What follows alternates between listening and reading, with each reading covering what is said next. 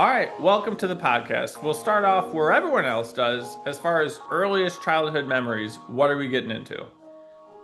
Earliest childhood memories. Well, the first, not to say I don't know what it is, but I'll tell you what happened and we'll go from there. Yeah. Uh, Grew up in a town called Quincy, Mass. Where are you from? Just outside Chicago. Chicago. Nice, cool. So yeah, I'm in a suburb of Boston, Okay. and Boston naturally you have I call it like the mythology propaganda, but it's fun. Like the whole Revolutionary War stuff. Yeah. Like a lot of it's true, a lot of it's awesome. We're not told a bunch. It's different big factors, but like the myth of it's awesome. You know what I Right. mean? 13 original colonies going together to fight Imperial England for freedom, democracy, and you're like, fucking sounds awesome, but kind of sound like a bunch of rich aristocrats and all that stuff. Well, you know what I mean? Just Yeah. like you can have the big discussion, but where we grew up in Boston, the big thing that we have is the history. You know what I mean? Like Yeah. we take pride in having a long history going back from like the Plymouth plantation of like we founded America, and even so much as the myth and the lie that like we have the conceptualization. We're like, oh, the first people came over in 1620 and landed in Plymouth, and then civilization in America began. And Yeah. you're like, that's the story we're told. But then you start looking like, actually, Spain was there for 100 years before in the southern coast. There were people going up towards Massachusetts before that. This was just a group of colonies, Yeah. of misfit colonists to come over and start the myth. And you're like, okay. But it's fun to believe. Don't go to Plymouth Rock. Go to Plymouth. It's a beautiful city, but Okay. don't go to Plymouth Rock. It's just literally a fake big giant boulder that's just on a beach that's framed off. I mean, anyone that looks at it goes, "This is the dumbest thing I've ever seen," and this isn't the Rock. Like Yeah. this isn't it. But then they have like a life-size scale of the Mayflower, which is cool. Yeah. But yeah, so the whole history thing is you go back into that, and it's enticing. You like it, and then you end up kind of going from that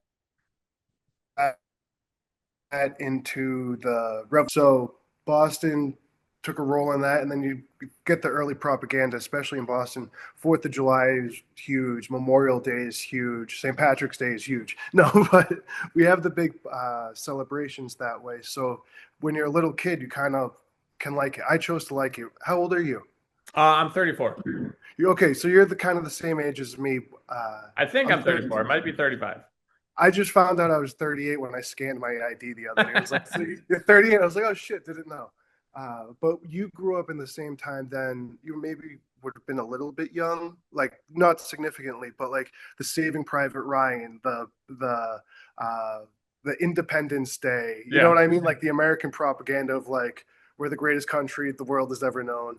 And then you kind of have a choice to like that or not. I kind of enjoy the myth, you know. Yeah. Uh, so then just even when I was a young kid, so back to your point of where it starts, at the time I was, my father was literary. He was a teacher, and he would have us read books and like kid versions of books. And the one that I liked was Red Badge of Courage, Okay. which talked about the war and all that stuff, Civil War. Yeah. And it's about a guy struggling through war who ends up going through the roller coaster of the propaganda, then realizing war is bullshit, then coming back. And Yeah. but then there were cool scenes in that when you read the book, and I liked it. So this is maybe like fifth grade or something. I'm Okay. familiarized with all these fun stories, and then this was my first when you realize politicians are bullshit and how easy it can be to just kind of be full of shit.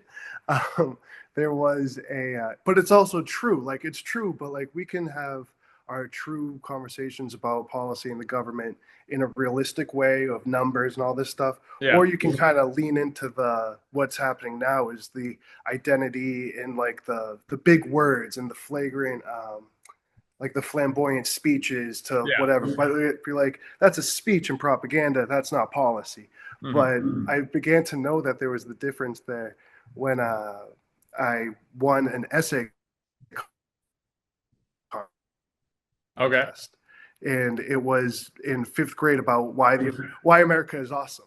So I was like, well, I could talk about the bad stuff, or I could just lay down on why America is awesome, you know? And I was fifth grade and I didn't care if I won or Right. lost, but I was like, let's write this as like a journal. I was like, America is awesome, like whatever. And I remember from Write a Badge of Courage is that one of the things is when the army was retreating, the main character was like, this is bullshit, fucking grow some balls and fight. So what he does is he throws down his gun and he's unarmed and he grabs the American flag and starts running forward. They had a similar scene in Mel Gibson, The Patriot, Okay. at the end when like it's turning against him, and then he just grabs the flag. Everyone's running and grabs, and then runs into battle. You know, same thing happened in Red Badge of Courage, and you're like, that's kind of gnarly. You know what I mean? And you're Yeah. like, and the flag represents freedom and all that stuff. So I won the essay contest. They told us about that, and I was like, "Fucking right, dude." I was like, "Because I love America, I love my country, and like people die like in reality, and however you want to look at it, but people Yeah. died for whatever we have now. People were under the illusion that they died. Like in World War II, anyone from the Midwest or anywhere where you're from, like there's no identity of America, but they believed in the myth too, and they were like, Mhm. let's it's a job, it's food, it's being a man, it's adventure, but it's also we're fighting for good principles. We're the good guys, you Yeah. know. So I always enjoy that. But so my beginning started, but I was kind of put on. We always watched the History Channel in the back because there was Okay. only like a little bit of only a little bit, a few channels. You know what I mean? There was like Yeah. Comedy Central and the History Channel. Those were the only things for like a teenager, Right. because like there was Nick and all that stuff. But then I would watch History Channel, loved it. So you kind of get into what's happening. But then what got me was the Revolutionary period, and we had to write do a class presentation, dress up as the character and all that. And I chose Ben Franklin because if Okay. anyone, any historian at any point of the world that has any idea of any, like from ancient Greece to today, Yeah. East, West, all that, if you mention Ben Franklin, everyone's like, he kind of is a gnarly cool dude, you know, Yeah. like all of his problems aside. My father was a professor, and he was very realistic on life. You know what I mean? And then talking to a kid who's 5 years old about the corruption of government and all that massacres, you're like, maybe you shouldn't have these conversations, but all that. But his fun one was because I was in fifth grade, and I remember we looked at the Ben Franklin like autobiographies, all that stuff, doing research. My dad was enjoying it. I was enjoying it. Yeah. And but then you learn how much of a cool character Ben Franklin is. Either you want the PG version or if Yeah. you want the R-rated version. You're like, yeah, that's it. Because I was in PG mode, and my father and I'd be like, and he was married to his wife for his entire life. And my dad was like, he went to France for a couple decades and just was sleeping with everyone. Like, Yeah. don't believe everything you read. And that's kind of when you start seeing the veil. That's a Yeah. fun experience, but then you get it better. So it kind of went that whole way, and even through high school up until about September 11th. So like Um, in the middle school area, were you playing sports? Were you just oh focused yeah, on like what was going on in yeah, that? yeah. It was we. My father's South American, so we played soccer Okay. automatically. You know what I mean? Like that's Yeah. just literally in the blood. Like it just happens, you know. And so we did that, and then Quincy's a relatively mixed neighborhood, but it's a relatively white Okay. neighborhood. There's like a white suburban group, and then there's like more an immigrant that kind of comes in the waves, comes in Yeah. more transient. Sometimes they stay longer, but so there's like an old school group of like white Irish Catholics. It's the same, Okay. yeah. Chicago, Boston, and Philadelphia. We're literally all the same people. You know what I mean? You're like, Mhm. that guy's half Irish, half Italian. Like that's every family's half Irish, half Italian. Yeah. That's just it is. You guys, I think, have a little bit more Polish and German. But Yeah. besides that, yeah, we have that here, but not so much German. But we have Polish. Uh, but then in middle school, we did the soccer, did baseball, hated it. It wasn't my thing, you know. It's Mhm. just it moves slow. That's it. I was talking to my wife about it. I was just like, I just remember being sad. Oh no, I was talking to a friend about it. I was just like, just baseball sucked. It's either you're good at it and you get all the playing time, or you suck and ride the bench. And even when you're in the field, you're just standing in outfield being useless, as compared to soccer, you know, where you're moving Yeah. around. All my friends played hockey. I didn't play hockey. When my dad, when we first came here, my father was South American. So the only things he really knew about hockey was the big bad Bruins from like the '86 era. So like all he just knows is a bunch of Yeah. just dudes just fighting and ice skating and all that stuff. And then sadly, when the time when he moved to Quincy, there was an accident, a freak accident that happened on the ice during youth sports, and the Yeah. kid got hit by a puck, wrong time or whatever, hit Oh his no. chest. I think that's the correct story. Ultimately, he died. Oh So my wow. dad was like, "We're never playing hockey. That's it." And Yeah. then he grew up. He went to school in Texas, Texas University. So that's a football school. So he knew Right. football. And then he was like, once again, those guys are just unless you're like physically huge, Yeah. just don't bother because you're just gonna get hurt and there's no benefit. Like there's no. So he was like, don't do football. Hockey's dangerous. Soccer's what we're doing. He Yeah. tried baseball. Baseball wasn't it. And then ultimately by high school, I was playing mainly soccer Okay. and during soccer and lacrosse. Okay. So that's yeah, it was my first time playing lacrosse.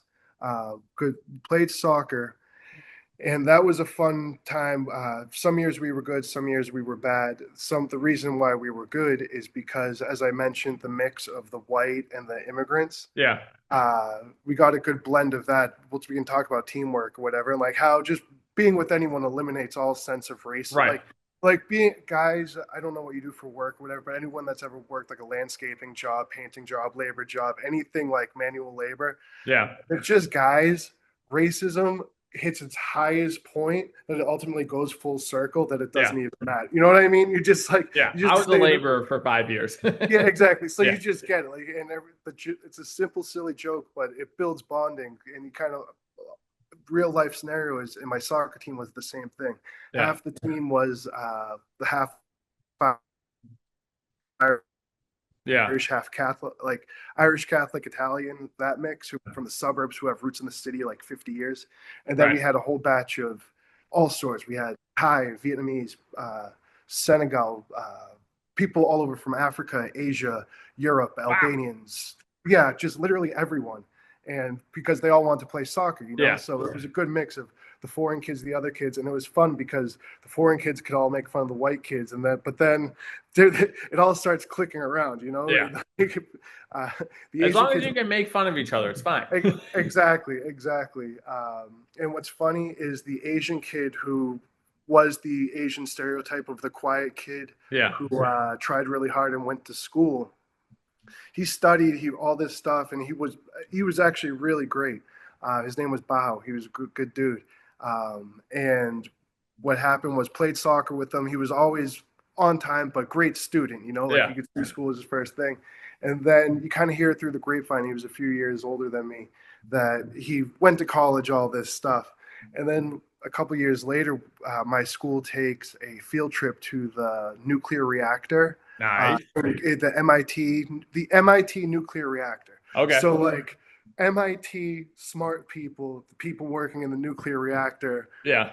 that's like literally the concentration of intelligence. Like gets gravity like sucked into like this. Mhm. The people in this vicinity are some of the smartest people on earth. Yeah. So but then we're on our field trip there and you're like, this is wild, this is cool, nuclear reactor and all this stuff. Then we walk into the control room and you just see Bao because he got accepted to MIT and he's in the Yeah. middle of the room just operating the nuclear plant at MIT, and you're just like, dude, your level of intelligence is like you'll never be there. In the same way, like the football players, like Right. if you're 6'9", just that's your trajectory and you can do Mhm. it. This kid, his intelligence and hard work, his trajectory, just you're like, that's we can't compete with that. You know what I Yeah. mean? But so then I find myself somewhere in the middle of being an idiot, and I try to be academic and smart. My Hey, father. Oh, that's go. good. What Yeah. for you, did you have most of your days pretty planned out, either with sports or extracurriculars, or did you have much free time after school to You're hang out cutting with out. friends? Oh, all You cut out for a second right, I'll jump back in. for most of our days.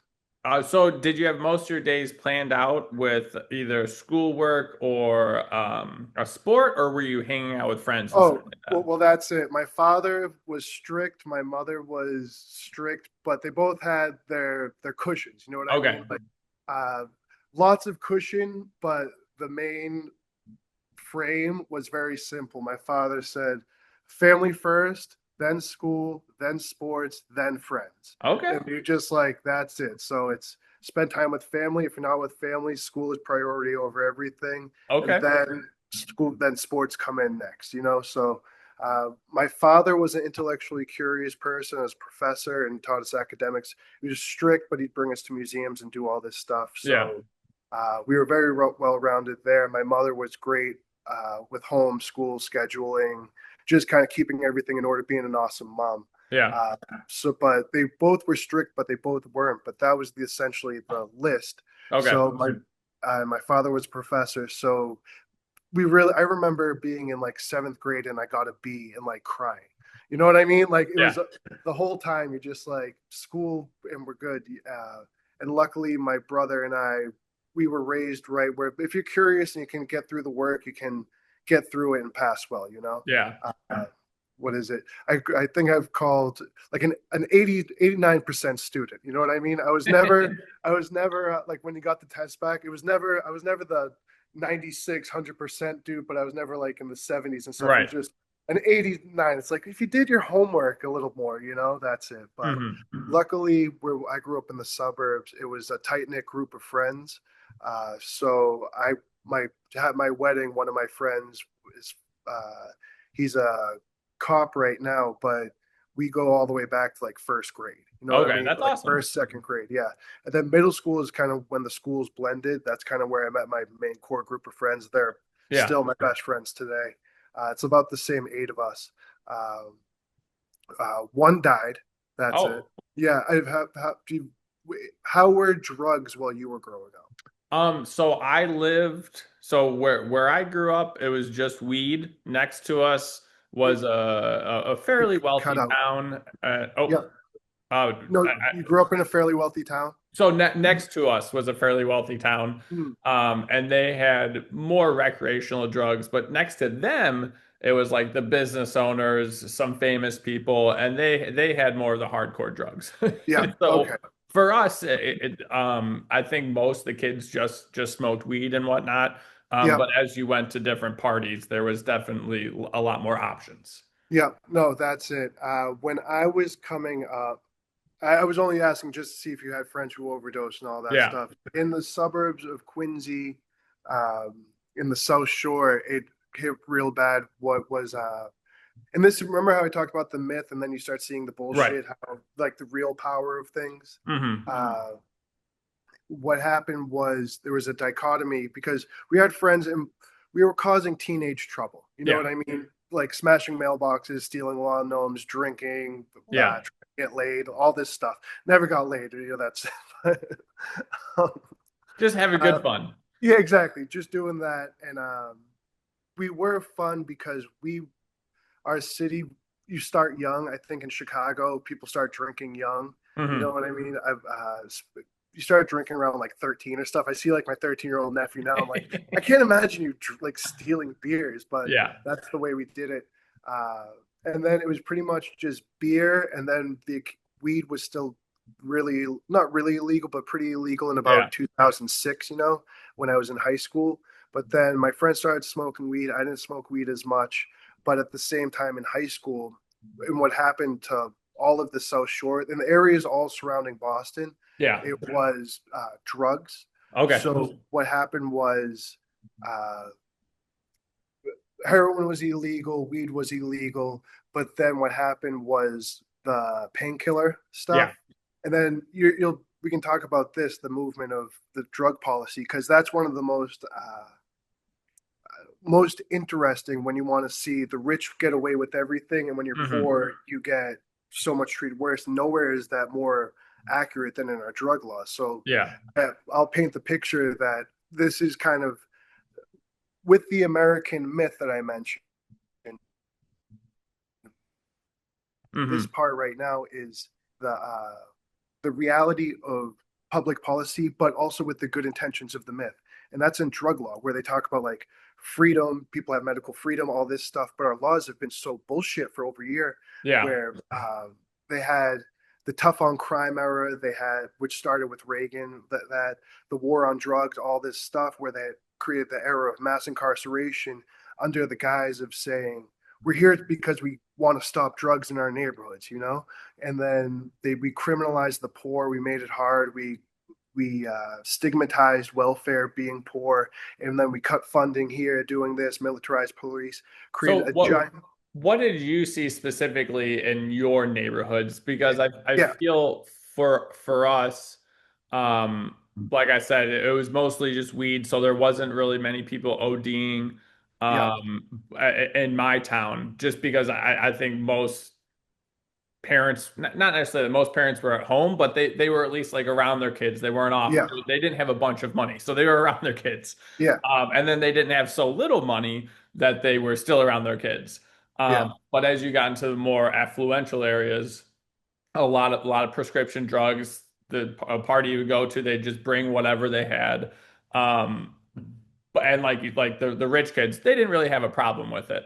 yeah, But then on the other side of us was Aurora, and I think that's the second largest place where drugs goes through, and that yeah, was a little bit more dangerous, and there's a lot more yeah, police around there. yeah.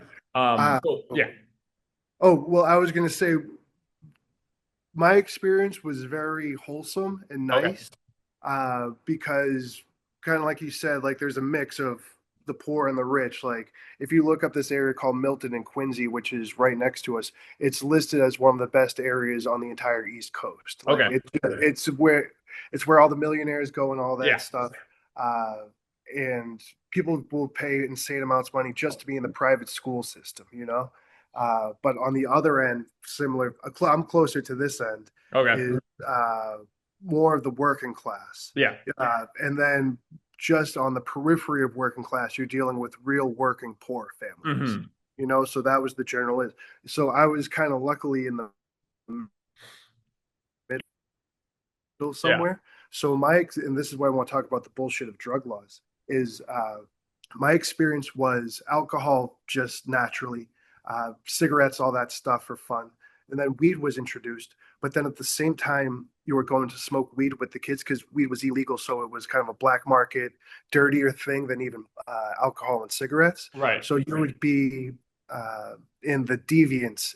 In the deviance zone of, yeah, so you start with cigarettes, alcohol, weed, safe, but then once you kind of get into who's selling and dealing weed, at the time it was the pill problems yeah, that they formalized it, or they called it the opiate epidemic. We can talk about why that's a weird way to call it yeah, and mischaracterize it, but that's the period where we're talking about.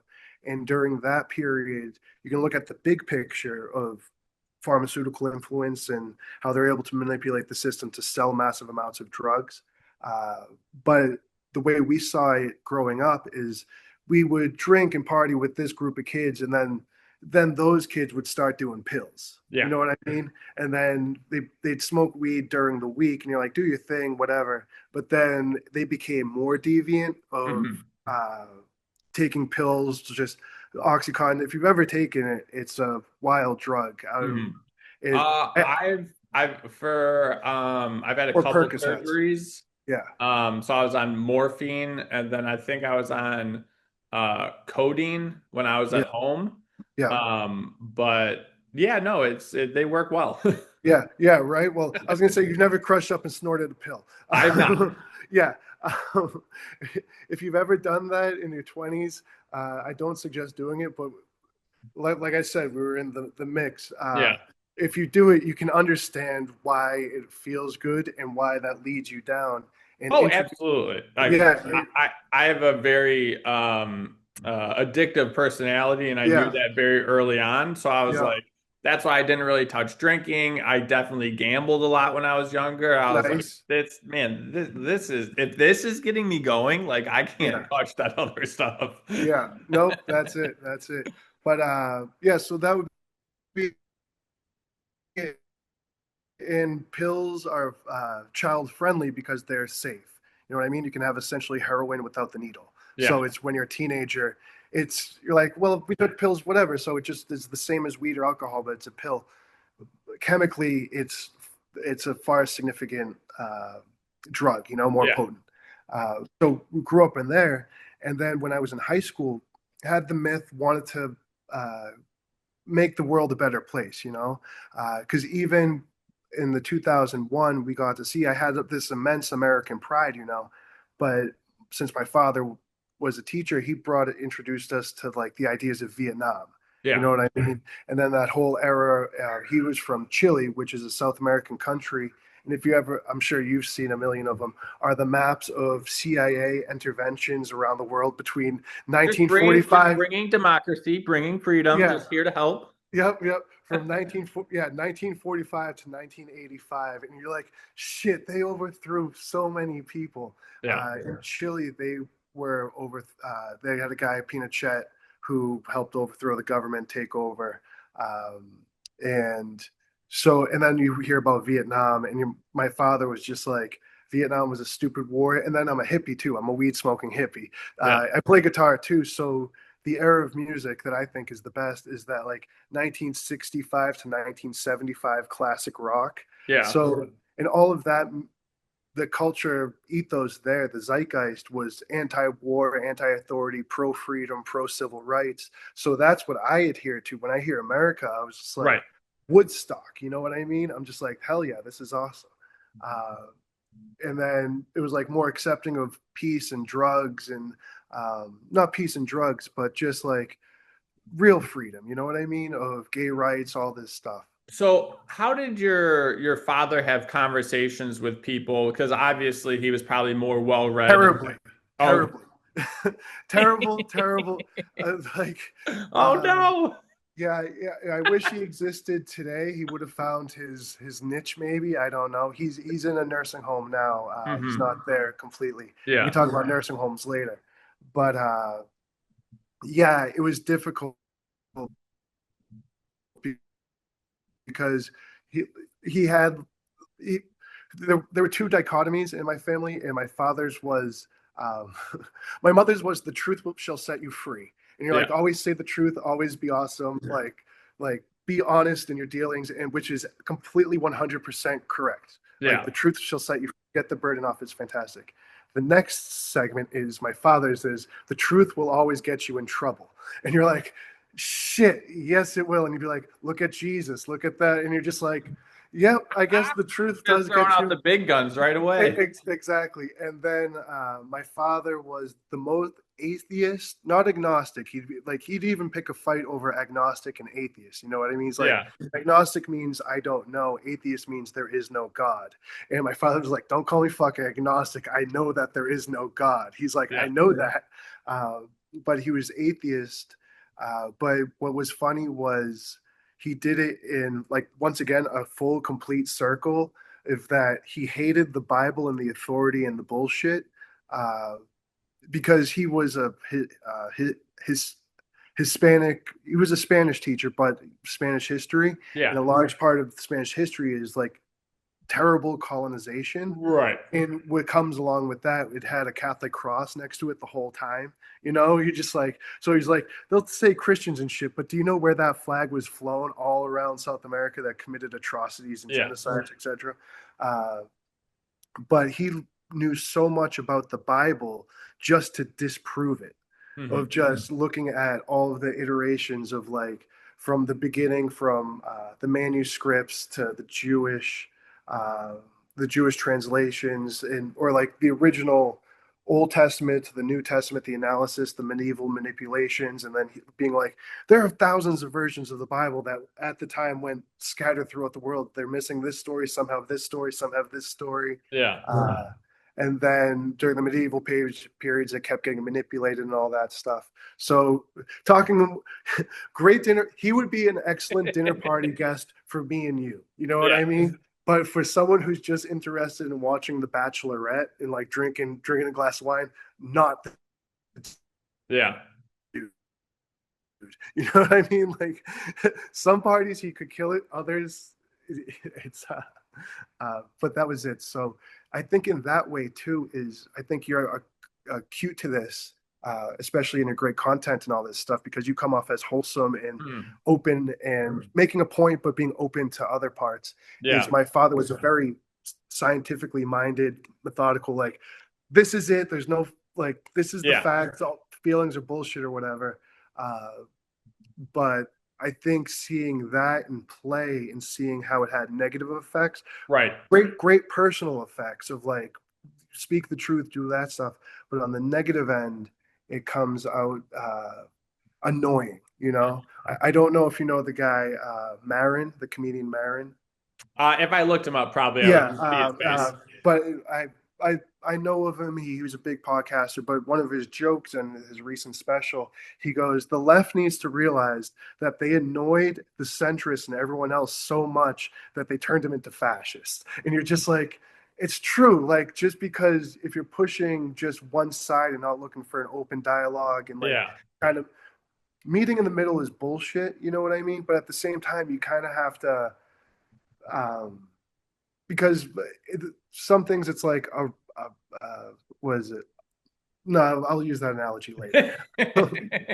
But uh, you have to at least come with reason, at least understand their argument right. sincerely instead of being put off. Because you see online too, we'll post something and then, and even in my when getting signatures, it happens just as much in real life. Yeah. Is they'll they'll say the most illuminating of this, or a loser, like the best illusion of this, illustration of this, illustrative, is when I was running in 2026 for the first time. There Yeah. was a very clear dichotomy of blue and red.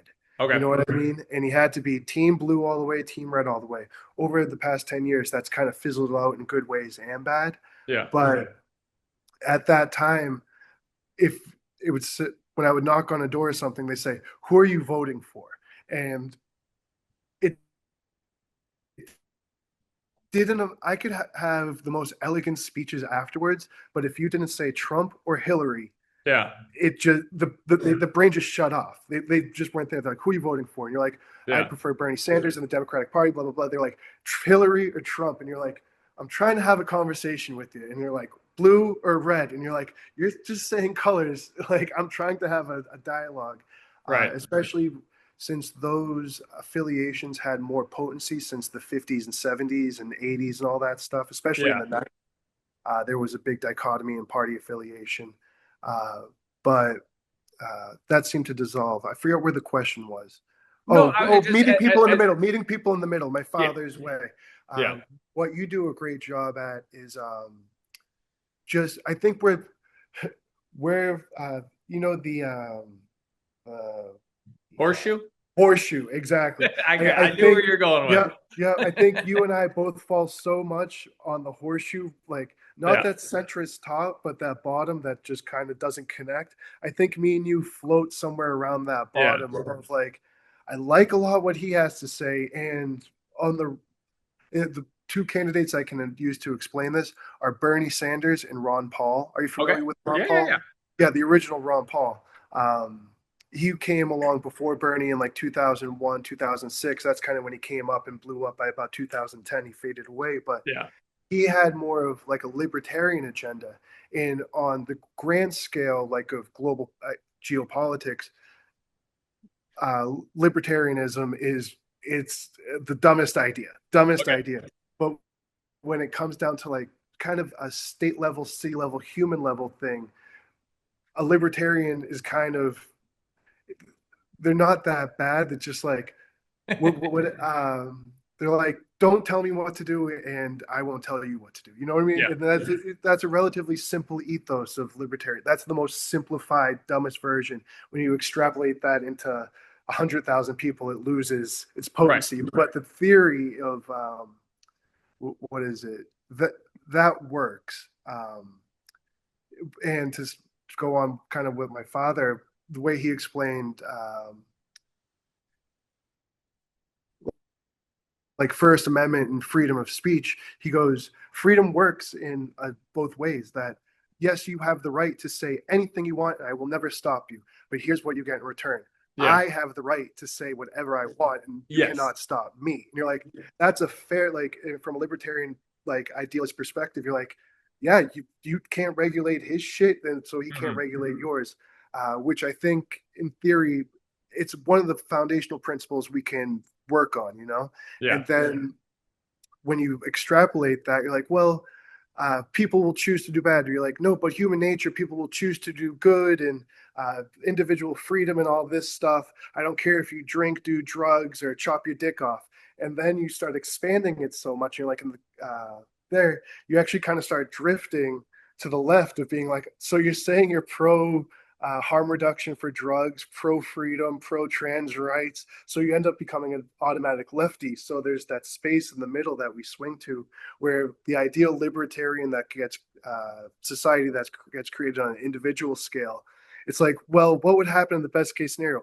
Everyone would work together, and we would be able to solve all the problems. You're like, I think you're talking about the progressive agenda, which you call the left, Hmm. of being like, we can provide all the good things if we just work collectively. Like, Well, I think a lot of the libertarian view is anybody with an enormous amount of power is going to more or less abuse it. And if the government is involved, their goal is not necessarily to create the best um, uh, um, program for the people, even though they're going to be like, hey, we have welfare, or hey, we're going to afford these houses. yeah, The pricing is going to go up or whatever it yeah, is. yeah, But yeah, no, I've looked at a lot of libertarian ideas. yeah. My favorite one is the voluntary tax payment. I know that there's a lot Oh of yeah, different yeah. words for it. I'm like, Well, that would work so well in theory because the government would have to be run so well that people would want to pay for it. yeah, right, right. Uh, but that that's to once you start going into how they apply their politics and that philosophy, it starts becoming so tenuous in reality. You know what I mean? You're like, you can't do that at a large scale, So but who it's a good who concept.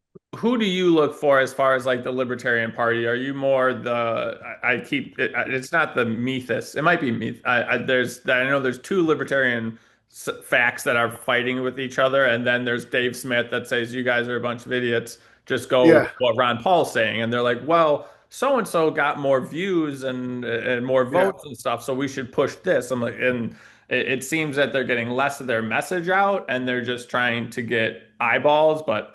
I'm trying to figure out who's yeah, running the show. yeah. I don't know too much of the modern libertarian parties and stuff. They're it's just a bunch of guys like me and you, but angrier, I think. Like they don't see the benefit of collective action Hmm. in terms of government. They think of government as evil. Yeah. Government can be incompetent. Government can kill people. Government can do terrible things, but a good government can do lots of good stuff. You know, Hmm. you can see that done throughout Europe. You can see that in China. You can see that in Japan. You can see that in Singapore. You can see it anywhere you'd want to live. It's not libertarian. It's definitely more government intervention, but with efficiency, cost effectiveness, the concept of the citizen as a client that you have to serve, not exploit.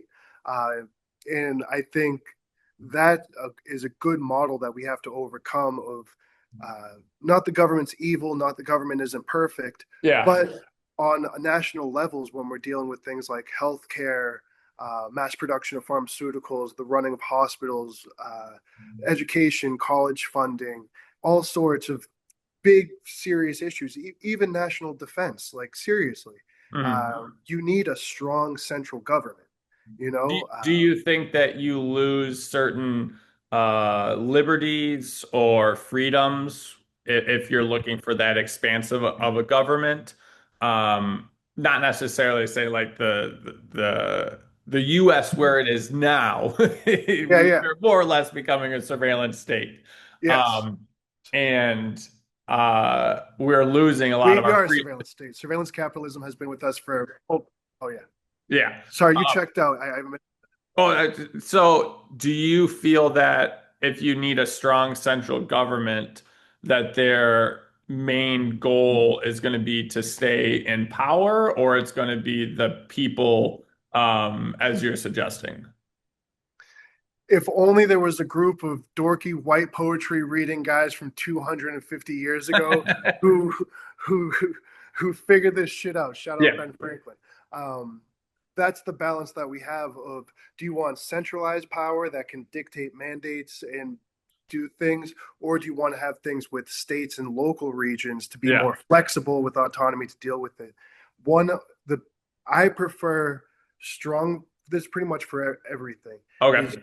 strong federal government uh, that's effective, efficient, blah blah blah, all those buzzwords, but with the vision of being able to fund, collect the resources and distribute them strategically to the states. So then Hmm. the states can do what they want. Uh, Hmm. Similar like what happens with highways, but highways is such a shitty example because I'm sure in your content creation and all this stuff, the Yeah. new trend of new urbanism of why highways and suburbs are just destroying America. Hmm.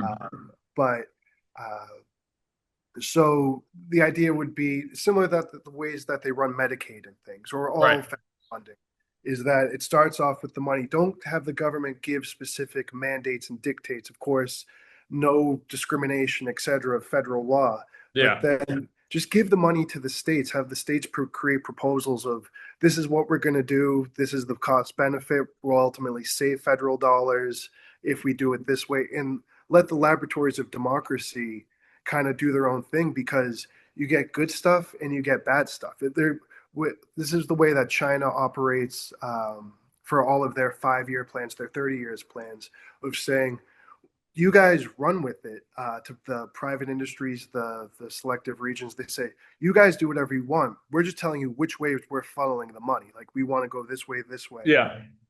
And then that allows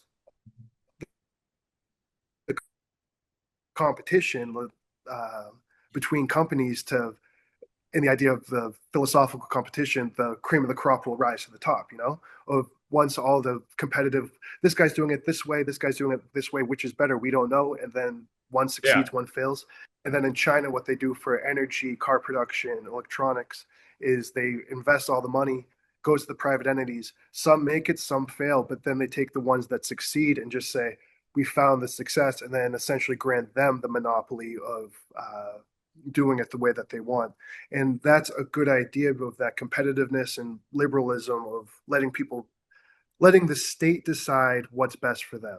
An Hmm. example, and that I think is one of the most functional ways to do it. That's the way that the states and federal powers, I imagine, are were ideally meant, and I think we can do it now. The most uh, illustrative something like that is an example of FEMA. Okay. So, what happened when FEMA was first created? They're the federal agency that lets states, they do the emergency response. So FEMA is responsible for hurricanes, tornadoes, snowstorms, uh, just any type of emergency that varies all across the country. They're responsible to be the response. What happened in the early creation up until about 2001 specifically is FEMA operated best with that autonomy of a strong centralized authority, just making sure people are showing up to work, work is getting done, Yeah. whatever. But then they have such a variation of certain each state has such a variation of emergencies that they have to deal with. Florida doesn't have the same issues as Kansas. Right. Kansas has tornadoes that needs federal assistance. Florida has hurricanes. Louisiana has hurricanes. Massachusetts in the Northeast and even Chicago, we have snowstorms. So it takes this very specific knowledge of that physical terrain and to know who the players are, to have that autonomy to just call audibles of experts in that specific region. They know the demographics, they know the roads, like literally, they know their Hmm. they know their shit for their state. So what happened is that was the way it was managed for the most of the time up until 2001, and it operated more efficiently and better because strong central authority with mandates, and with the mandate was just do the best thing you can for your state. And Yeah. then that allowed the local players to work at the federal level, the state level, get the money where it needs to go, work on the projects. That's ideally the way it should work. But what happened in 2001, there's this thing called 9/11. And what happened was all the federal money, all the federal agencies, everything was just anti-terrorism, anti-terrorism, anti-terrorism. So the mandate became from FEMA more anti-terrorism instead of dealing with the actual natural disasters that they're used to.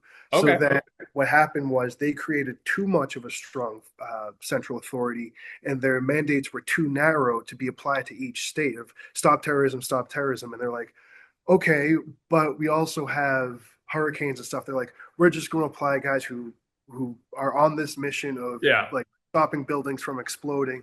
And then the top down, that's an example of just bad mandates having too much centralized control. And the highlight of what happened soon afterwards of a poorly managed FEMA Yeah. was Hurricane Katrina.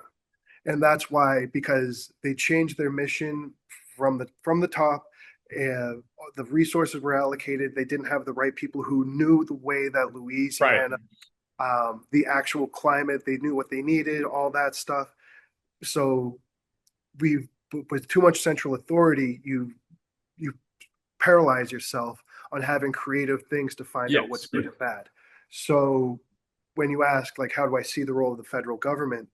I prefer that earlier scenario of strong mandates, strong central authority just to Yeah. coordinate, and then just get the money where it needs to go to let the state legislatures do what they were elected to do and serve the people. If one state, like I'll just say like Utah, for example, or somewhere, if they want to switch to completely free charter schools or a complete charter school system, that might sound insane to us. You know what I mean? Like goods and bad. Like, but honestly, I don't know. You don't know what would happen, Right. and it might succeed. So if a state wants to have a complete charter school system, shit, let's try it out. I mean, that's the best we could do. And then what will happen in those laboratories of democracy is we'll see some things succeed, some things go bad, but then we'll know what's good, we'll know what's bad. And then that gives us the opportunity over the next 10, 15 years to apply what's good to the states. Yeah. So when the federal level, that's kind of the way I look at it. And to kind of filter that in with my campaign stuff is I think each state should prepare their plans for what they want to do for long-term infrastructure, Yeah. long-term housing, long-term higher education, like healthcare. Because right now, on the state level, on the federal level, all throughout the country, there's so much bullshit going on, and then they're just changing the state level programs to try to get federal funding, even though it might not be the best thing, where it should Yeah. be more flat based payments, and the states should work efficiently as they can for their demographics, their incomes, their population sizes, their needs of like how can they make their 25, 30-year plan. Let the states decide that and just say, here's the quote, here's the quote, here's the quote, this is what we've come down, this is what we need for money, federal Yeah. government. Can we get $12.5 billion over the next 3 years to work on what we need? uh, Mhm. so I think that ideally is the best way I see the role of states and the federal government. uh, Mhm. As far as the universal health care goes, I feel that we pay a fair amount more than the average country for the services that we are getting. Now, if you're talking to a fiscally conservative Republican and you say, "Hey, I can get you to pay less for your health care," because we're going to give everybody health care. And then they're like, well, that doesn't seem fair. Like, what are your, not necessarily the discussion points, but how have you been able to talk about why universal health care would be beneficial if that's what you would suggest? yeah, I agree. I think we can all agree that the healthcare system is broken in so Hmm. many, literally every level, whether it's long-term care for elders, whether it's the pharmaceutical prescriptions, the vertical integration, creating monopolies, raising our prices, the even health insurance of like, what the hell are you guys doing? Right. Um, so, so there's a lot of free market capitalism is the bullshit of saying it's the free market. You're like, no, it's highly subsidized bullshit finance rings, where Yeah. this is collecting a fake amount of money that they're moving to this fake amount of money that's which is owned by who and who, Vanguard and BlackRock. And Yeah. like everything just kind of boils down to them. You're like, okay, uh, But what happens is uh, there's so much fluff in that system of everyone's trying to make a buck. Everything is just there's so much profit incentive at every single layer that if we looked at pharmaceutical healthcare costs, we can imagine, for example, in Massachusetts, it's like, well, let's just call it $30 billion. 10 billion of that is has to essentially be profit from inflation, price gouging, monopoly controlled, and you're like 30% of that is just getting fluffed away to profits. And we have, it's not creating efficiency, it's creating inefficiency. So Yeah. what's the ideal system to have the most efficiency of getting the best care to the most amount of people? And if we do that federally, we'd actually reduce costs because we'd be cutting out all the middlemen, all the bullshit, monitoring monopolies, having more freedom of market for pharmaceuticals. And then that will just keep cutting down costs. And I think that is ultimately what people want when they say the free universal health care. Hmm. Uh, so that's what I associate with it. And I think that's the ultimate goal. On a state level, we can essentially have something very similar to that, at least for outpatient care. Outpatient care is the simple things of x-rays, broken bones, stuff that can be accomplished, drive in that morning, get it done, head out that night. Yeah. Really, pretty much clinics. In Massachusetts, we spend tens of billions of dollars. It's between 20 and 40,000, I mean, 20 and $40 billion. The reason I am fluffy about giving hard numbers is because a lot of it's federally funded. Hmm. So it's not necessarily like Massachusetts taxpayers' money. Some of it's coming from the federal government. So, and then it's what's classified as healthcare and certain things. So once you Gotcha. start looking at the numbers specifically, it depends on how you want to interpret childcare. Is childcare healthcare? Do we include that in it? It ends up being Hmm. about $750 million.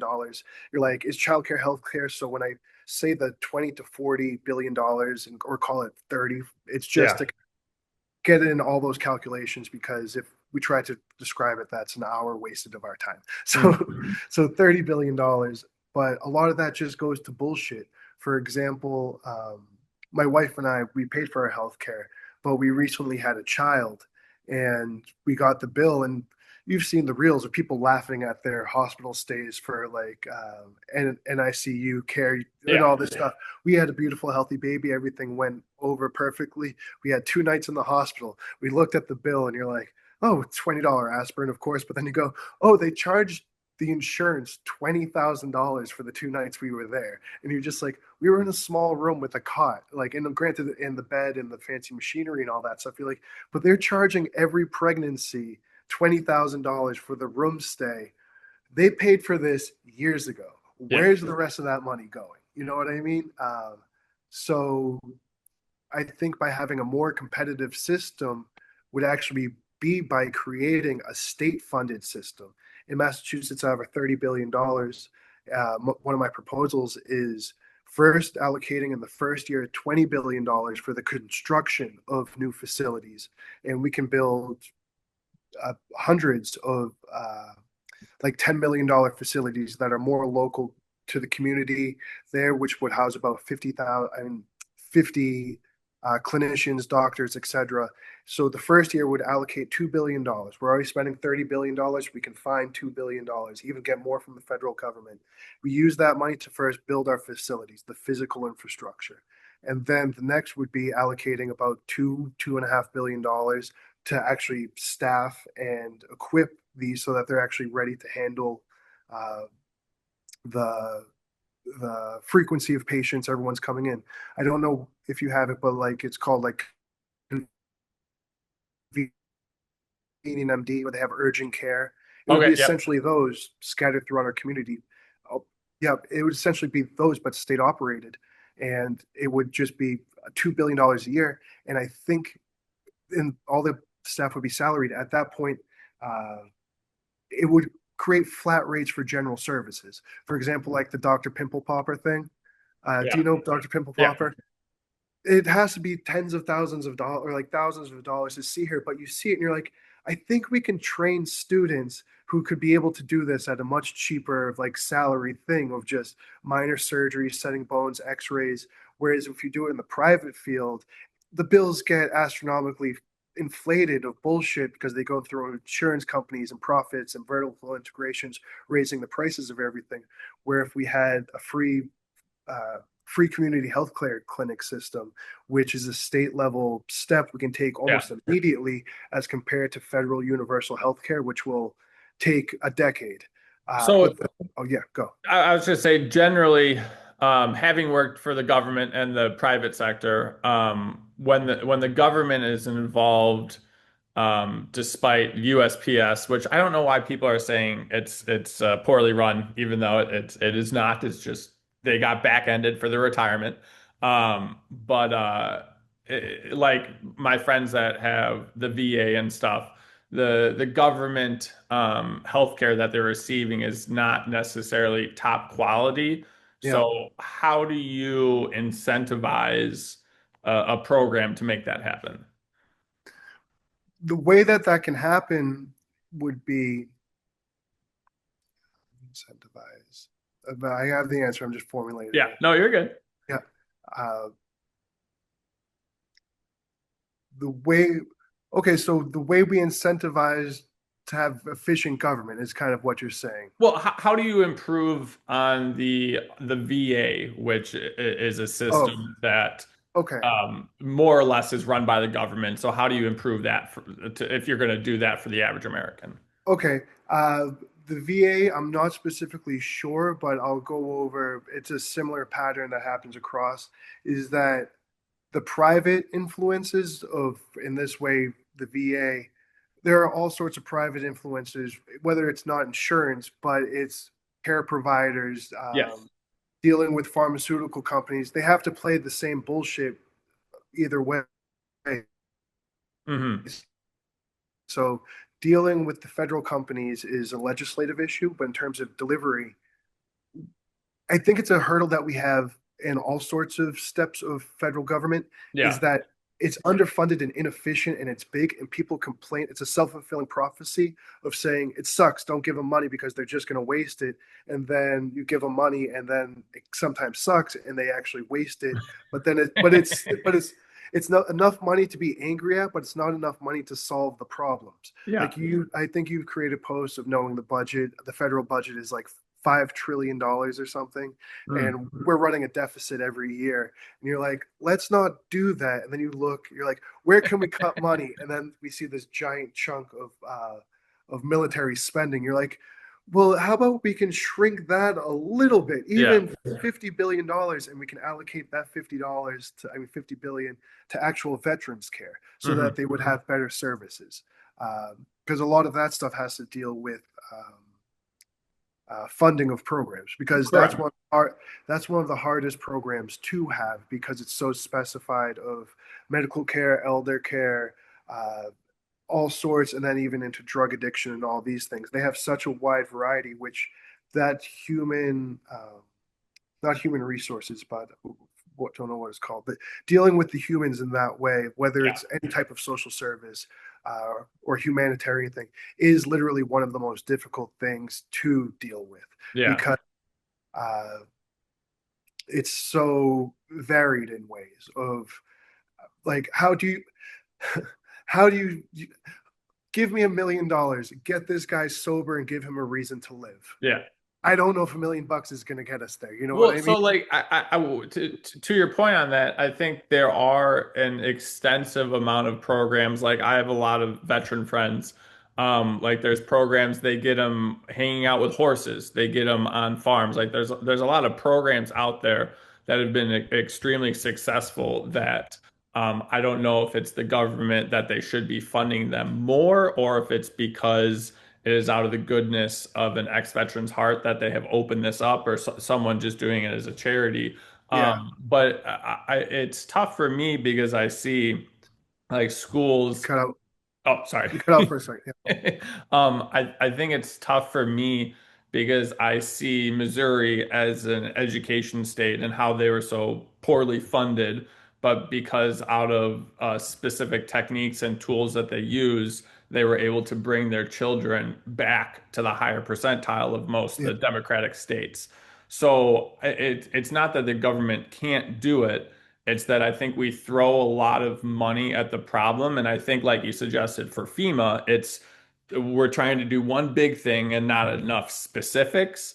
Yeah, And I think that's where a lot of the government runs into some problems. yeah. No, and that's it because it comes down with strong centralized authority, and then they don't have the autonomy, and then funding bullshit. It all ends up being a giant mess. Uh, Hmm. when they created the U.S.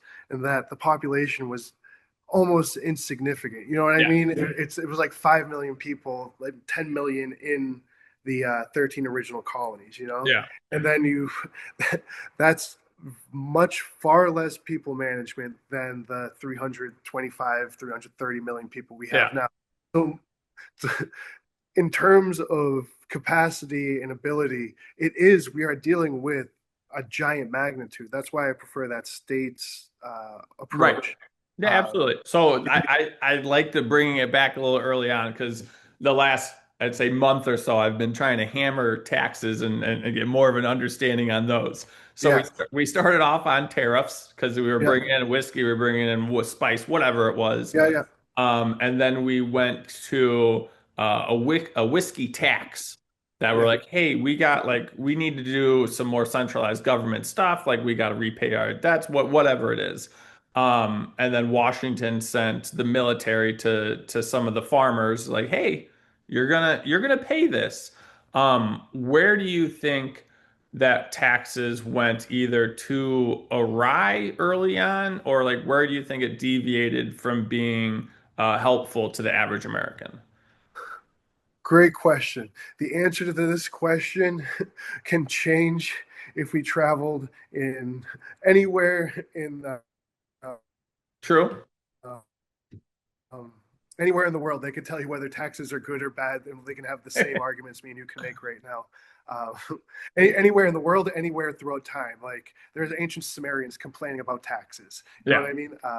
So that one, that's a fundamental issue that needs to be resolved. I'm not trying to like Yeah. Yeah. it Yeah. may sound like I'm bullshitting, but it's such a big issue that in terms of the campaign and my focus, I don't focus on that. Okay.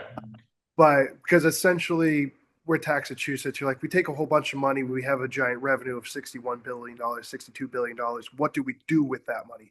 Not necessarily the collections. It's kind of like, all right, the federal income tax is going to operate this way, the federal corporate taxes operate this way with all the problems of loopholes, etc. Yeah. Uh, but so my focus, just to draw the line of what I know and what I know, so that's the way my focus. But Yeah. going on what I don't know, just opinion, just familiarity. The biggest problem we have in collecting tax revenue is the rich are getting richer, the poor are getting poorer. And George Carlin had the great bit of, I think it was George Carlin or someone. It's the rich make all the money, pay none of the taxes. The poor make none of the money, get all the taxes, and the middle class is paying for everything. And Yeah. you're like, yeah, that's pretty much the way it is. And we've seen the strip mining of the middle class happen. What's funny is you can always look at the same graph of when did this problem start? And you just see, oh, 1982, Reagan. And you're Yeah. just like, yep, yep. And then you just see the poverty, inequality, mass incarceration, corporate profits, the disparity of, was it worker to CEO Yeah. pay, corporate buybacks. You've done a bunch of videos on this, which have been great, like summaries. So if Yeah. anyone watching this, just great summaries. But you can always trace it back. And it's like, at that time, what did we do different? And it's kind of, remember how I mentioned the drug war, Yeah. of picking on the poor and letting the rich do whatever they want? Technically, in 2006, the big, or 2006, 2010, at the peak of what's known as the opiate epidemic, the rich the rich corporations manipulated the laws so way that they could push their drugs, market their drugs, do whatever they wanted. They spent like 20% of their budgets on pushing drugs, Right. pharmaceutical ads, like everything. That it wasn't research and development. It was pushing cough medicines, obesity drugs. You know what I mean? Right. Like they were like, let's make the money. Uh, And then in that process, the flashpoint is they were doing that with all drugs. They still do that with all drugs. But the flashpoint was the opiate epidemic because the problem of all drugs have their side effects, which can be attributed to medical issues. Whereas opiates, the side effect is addiction, life-ending addiction, altering, make you start stealing, turn you into a thief. So that entered into not the medical field, that entered into more of the social periphery. But Yeah. at the time, the way we saw it is all the big pharmaceutical companies doing what they want, selling their drugs, and they were technically the biggest drug pushers at the time. And then they would criminalize there's the cocaine crack discrepancy, but it ended up being if you're poor with drugs, you're going to get arrested and ruin your Yeah. life. And we're going to spend $30,000 a year incarcerating you and wasting taxpayer money. And we're letting these drug corporations have absolute freedom, make billions of dollars, pay no taxes. And you're like, something is broken in this Well, dichotomy. I mean, someone had to compete with the CIA pushing crack. So, Oh, yeah, yeah, yeah. uh, well, if you ever start going down a rabbit hole of the CEOs of lots, or like the board members of lots of companies, like I'm not going to say any, but yeah. all the big major companies that you can imagine, they always end up having CIA. You're just Yeah. like former CIA. You're just like, yeah, yeah, Why? yeah. So it seems that any large entity or any large corporation that can pay for somebody's seat or pay for a politician more or less, other than repealing Citizens United, how do we solve um, that problem? Like, can we break up the monopolies? Can we break like how do we fix that? Uh, the most direct answer, which is the most practical and simultaneously the most philosophical, is having a more educated populace. We need people to be informed voters because the problem is we're having uninformed people get given misinformation, and that's where the money comes in. The money controls the narrative. You know what I mean? So the Right. more money you have, the more narrative, the better story you can tell. That guy's bad. I'm awesome, and you're like, that's not the truth. But they have a bigger microphone because they're richer. Hmm. For local, state, and I say even federal elections, is Citizens United, of course, money isn't speech, and the way that's been misinterpreted and exploited to just you know all the arguments against it. Yeah. I don't have to tell you, but it's essentially that's what happened, I suppose, with the Rob Massey. Hmm. Did you follow that? You looked at the Just numbers, maybe. Just maybe. yeah, and you look and you're just like, the funding and the numbers, like this guy was kicking ass, and then If you go look at the other guy's Instagram page, it's wild. It's oh so yeah, bad. I yeah, was just like, what is he running for? Is he running for like a small like board meeting or something? Like yeah, it's like, how yeah. is this happening? Yeah. So yeah, it's controlling the narrative of money, but this is the real practical and a good way, I believe, especially someone who the first time I ran was in 2006, and Yeah. I've seen technology and the population kind of advanced now, where as we're doing right now, simple conversations of how easy this is. The next step is like in-person conversations, putting it Yeah. online. So, what I believe would be a great way to help fix our problems of bad candidates, uncontested candidates, candidates who hide behind party, whether what party it is, Yeah. and then having legislators be more accountable and also giving a platform to raise up new voices Hmm. would be an actual mandate from from the states, however they want to do it, but to force debates, long form debates between candidates. Yeah. Because right now, the guy I'm going against, he's more of an old school dude, and he doesn't understand the podcast style of a debate. And I keep asking for debates, and he doesn't want to do it precisely because of the reason Hmm. why I want to do it because I don't have that much money. He doesn't have to raise money because he's a Democrat in Massachusetts. He's pretty much locked in forever. Just that's Yeah. the problem of the system that I'm trying to overcome of a more representative thing because I don't believe he believes what the modern progressives believes. He's more of an old school Right. dude. Uh, but what we would do ideally in the state level would be to mandate debates between all candidates, however the states want to do it. That's whether one-on-one debates, town hall forum debates of 5 candidates at a time, whatever. But the purpose would be to have just say before to get your name on the ballot, everyone, here are all the potential names on the ballot by um, by October, not October 1st, by September 1st, you need to have debated 3 hours with your opponents. You know Yeah. what I mean? Just putting an arbitrary number, but not 20 minutes, not this, but long term 3 hour conversations. Because what gets clipped in the bullshit is the the bullshit one liners that Yeah. get a cheer. You know what I mean? And you're like, remember how I mentioned earlier how you learn you can appeal to the bullshit and like get the crowd going, or you can Yeah. have serious conversations. I prefer the serious conversation approach of no, we're not going to have the way that the guy that I've ran against, the way that he's found this acceptable because it benefits him, because it doesn't allow me to Right. challenge him directly of saying, what do you, a simple question of what do you mean by that? Or what do you mean by that? Can you elaborate on that? And just leaving them to talk and find how weak or strong their argument is. We never had that opportunity because when he's agreed to what he calls a debate, I'm like, this is bullshit because uh, it would be a question and it ended up being a vague question. I'll give an example in a minute, but you would only have 30 seconds to respond or a minute to even a minute to respond. Then they had a minute to respond to that and then 30 seconds to respond to their response. And Yeah. then the question would be, do you think Massachusetts is doing enough for climate change? And you're like, what the fuck do you want me to say to that in 60 seconds? You know what I Yeah. mean? Like, do you want me to go into car traffic? Do you want me to go into energy production? Do you want me to go Yeah. into gasoline prices? Like, what Well, do you want me to go into? Are we doing enough for climate change? I think that brings together the good point that instead of getting the best person for the job, we're getting the best speaker. So Correct. my goal has never been to be the best person for the job because quite frankly, I ramble a lot. And I don't have the best numbers, the best recall.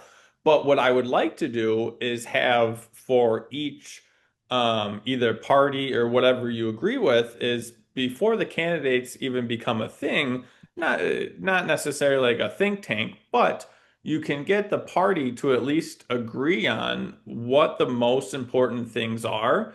And if that person is, you fight for who is going to fight for those specific things. And then it's easier to track with, okay, the number one thing this person said they were going to get done aligns with our number one thing. And this is exactly how they were going to do it. And then if they fail, and then it's done. It's there's too much talking being done and not enough actual things being done. And like you mentioned, in China, the way that you get the job of getting things done is by proving that you can get things done. And I don't think there's enough proof of actually fixing problems. There's too much politicking and running for office as opposed to actually doing anything helpful. Right. Hold on, my wife Yeah, texted me. Sorry, you're we're good. moving. And I would not interrupt you for anything, but my wife is calling the oil tank company That is right important. now, and I was just like, she will, she wants an answer now, and now is Yes. now. Like that's, um, what is it? Uh, what were we just talking about? I'm So sorry. I think the problem with politicians is they're Oh, very they're good. too Yeah, bullshit. yeah. Too bullshit. Well, But that's how do you get the group of people together, the people that are actually smart, the guy that is running the nuclear energy, your buddy, the people that are running Fermilab that are in my backyard, because we're not the ones that we're not the historians, we're not the politician is not the ideal person to fix things. I'm They're just chatting. cut. Oh, Yeah, yeah, no, and that's the problem of when it comes to determining competence, yeah, because I, this is the way it is locally where I'm from, and I surmise that it's the same exact way throughout the state, throughout the yeah, country of certain states, and the local politics of it is that there's no strong local politics of creating a feeder system of no one has to get elected. The what I could have done, what I have friends who I went to law school with. I Yeah. have all sorts of connections, or like people I'm friends with, law school, uh, worked with, all these things. Is what they do, and everyone is you start off at school committee. You run for that because it's an easy seat. You only have to meet like 1,000 people or something. You know what I mean? It's very Yeah. small, achievable. You start off at school committee, do that for 1 or 2 terms, then they all lie to you. That person always lies to you, and they say, "Oh, what are you thinking about next?" And they say, "Oh, I'm not thinking about anything next." If anyone ever gives you that answer, they're full of shit because what they want to do is go from school committee to the city council, Okay. or a ward council, or the next step up from school committee to that, and then they just use the leverage. They've used their position as city councilor to, I mean, school committee to go to all the meetings and stuff, gain face. Then once they do all their politicking and bullshit, they don't know what they're talking about. There are two things you can know. You can know stuff, and me and you are the type of people who would like to know stuff. And Yes. then the other problem that we have, for better or worse, is knowing people. Hmm. Like, me and you might not be the best party guests. We can't walk into a room and control the energy and be nice. You know what I mean? Some Yeah. people have that, but me and you, even though we're fun, good time guys, we're not like, let's sit down and talk about politics today. We're like, that's not what we're talking about. We're not doing anything else but politics, like at that Yeah. time. But some people have the ability to do the schmoozing. And then what happens is you start school committee, city councilor, then you move up to your district, your county level, whatever it is. Then the same political bullshit of not knowing anything, but knowing who to talk to, knowing Right. that cohort of voters to get you elected. And at that point, they're picking whatever party is the dominant that or in the region. Like Yeah. Massachusetts, it's Democrat Party. If you're a Republican, there are maybe 7 seats you can win in Massachusetts as a Republican. But you're running Democrat, like the guy I'm going against, old school dude. He would not have the same idea as what we would associate with the progressive Democrats now of universal health care, all this stuff. Like he was against marijuana legalization. You're like, that's just silly. If you're going to talk about like easy things like that, shouldn't even be on the table. You want Yeah. to keep weed legal, like you're a juvenile. You know what I mean? Uh, so to at the state, they just know the bullshit. And then they get elected to the state legislature, and then we're led by state legislators of guys who are completely incompetent and who don't know what's going on. They can be great people, and there's nothing against their character, their idea, their heart, or Yeah. anything. You're like, do we have the like the technocrats, the best technocrats who competed like every day since they were born to end up in this like federal office or state office to be the best, like the competitiveness of China bureaucrats. Of Yeah. course, the system is going to have corruption and all that stuff, but like you said, the way you prove it is you keep proving it, Right. you know? So, like, you're competing very heavily against the other people against you. And it's not competitive for profits, it's competitive for results. If your job is to create a region and improve the medical circumstances of that region, they give you the money. Your fucking job is to get Yeah. that done. Whereas here, the money, for example, the California high speed rail. That's one of the examples of just bureaucratic inefficiency of a bunch of uh, legislators who don't know what they're trying to do, what they want to do, no guidance, and then they just took the money and gave it to everyone, consultants, this, and nothing gets built. And that's one of the Well, worst examples of federal so it's government. really interesting the limited knowledge or research that I did on it. It was they wanted to try to go American, and like in a situation like this, maybe we go ask the people that have done this before. Maybe. Japanese. So there's like I understand Build America, I understand like bringing it home, but when like how do you keep those things in check? Like obviously, Newsom is like, oh, we only need 512 more billion dollars, and then like we got it. Like how do you solve those problems Well, in just general one of the things politics? I'm a big proponent of. Yeah, Oh, sorry, you cut out for a second. you're good. You can reiterate your question so I can give a better answer. Well, how do you solve those things? Okay. Because that's just what's happening all around. Yeah. The general bullshit political answer, which is the real answer, is transparency and accountability. every politician says it, but they don't. It's just a stump bullshit thing, transparency and accountability. But in reality, what we do need is transparency and accountability of for healthcare things. California's use of the homelessness too, of fixing homelessness of Right. billions of dollars. You're like, what's getting done? What we need is the transparency of where the money is going and accountability of saying, what were your actual results? Did this all get Right. eaten up by administrative costs and like consultations, or do we actually deliver a product efficiently? Hmm. One way I suggest doing that in Massachusetts, and I think all states should have it, is an open source budget system. Of course, they come out with annual reports of saying we're giving $25 billion to this, we're giving $100,000 to this specific program, but then you see large chunks of money. For example, in Massachusetts, they were fixing affordable housing and they didn't tell anyone. There's not one legislator in Massachusetts who made a post about this or anything. Yeah. And it was that the state took out essentially what would be $6 billion to fix affordable housing. The first $2.5 billion of that doesn't go to fixing affordable housing, building more housing, not to large scale urban plans to facilitate the building of new housing, transportation. No, the $2.5 billion of that is going to uh, renovate public housing. So they're not increasing housing supply; they're renovating. Perfect. And yeah, well, like exactly. So you're just like, in theory, I'm like, I get it. Like, let's renovate it. Let's take care of public housing. But for the same amount of money, we could create a system and build our economy where not so many people actually need public housing. You know what I mean? So they're putting band-aids on projects. But the issue with that is there's other billions of dollars, hundreds of thousands of dollars there. The transparency and accountability, the legislator didn't ask for approval anywhere. We're pretty much a one-party state, whereas once it goes through the lobbyists and corporate interests, they funnel Right. it into their bills, and then the spending just happens overnight. Me and you, if we want to talk about high-speed rail or something, or trams to make our cities better, big discussions. If the lobby sponsored $6 billion wants to go through overnight, it happened. No one saw it. No one talked about it. There was a podium speech for fixing affordable housing. You're like, but where did the money go? And even when Right. I go on the website, you're like, you're still not accounting for like $1 billion. Like, what's happening here?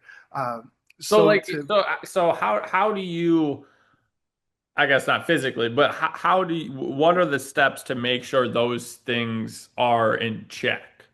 uh, uh, a public, openly in accessible to every taxpayer in Massachusetts, taxpayers even in other states, so it would just be Yeah. a giant website, would just be a glorified Excel sheet of just saying, and you can just keep clicking down the rabbit hole, Gotcha. seeing Yeah, as yeah, yeah, far yeah. as you, where you just, and it just, now it's complicated and flaky and they keep vague numbers. And you're like, no, you said you're spending how much on healthcare? Yeah. $3 billion, I mean, $30 billion, blah, blah, blah. Where's that going? And then you see Yeah. the department. So Okay. where does that go? Where does that go? And then you just click it, and a good system, which I think we should be able to have, we have the technological capacity to do, with being able to see the big number and being able to go see as far as how much they were spending on paper clips. We can Right. be able to So account every single dollar. if you're proposing like, hey, this, I just got a notification, there's a proposal going up for $1 billion. You click on it and it has to all, okay. And then you're saying, okay, we're giving $300 billion to construction Right. corporation XYZ, and then we should put in our government contracts for construction is something along of only 20% can be administrative costs or profit margins, and put Right. limitations there. So when they do get $300 million, it's not going to the arbitrage, the handshake guys Yeah. who get paid $1 million and they just showed up to a couple meetings. You're like, they're going to be dudes working their asses off. They should be getting that money, not you just because you just Yeah. connected finance to this. Like, don't exploit the public money like that.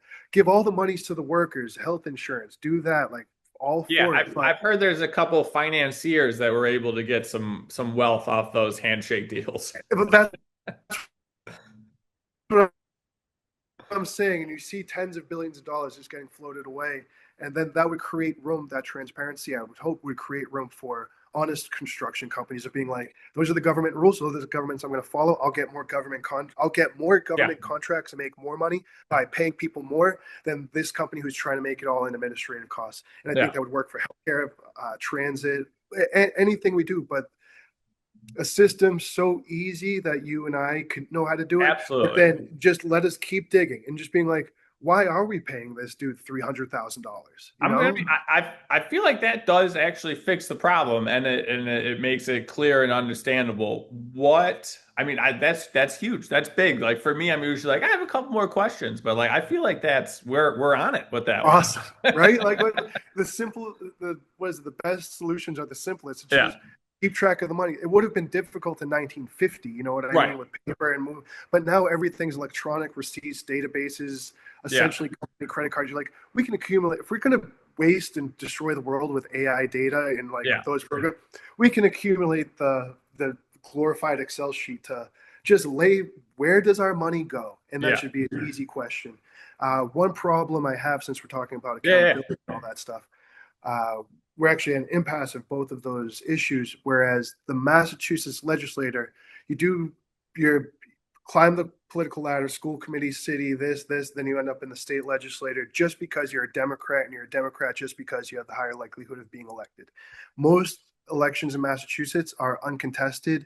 There are a few primary elections for Democratic parties, but Yeah. only when that person has moved on to their next political position, then that seat opens up, and then his like legislative aide versus some other local guy compete for that side. There's never a competition to ruffle the waters of local politics of saying you're full of shit, dude, and being honest with it. They just wait till the seat opens up and they sneak in, you know. Yeah. Uh, Whereas there are no contested things, because if someone in Massachusetts runs as a primary, a Republican versus a Democrat, Democrat wins most of the Right.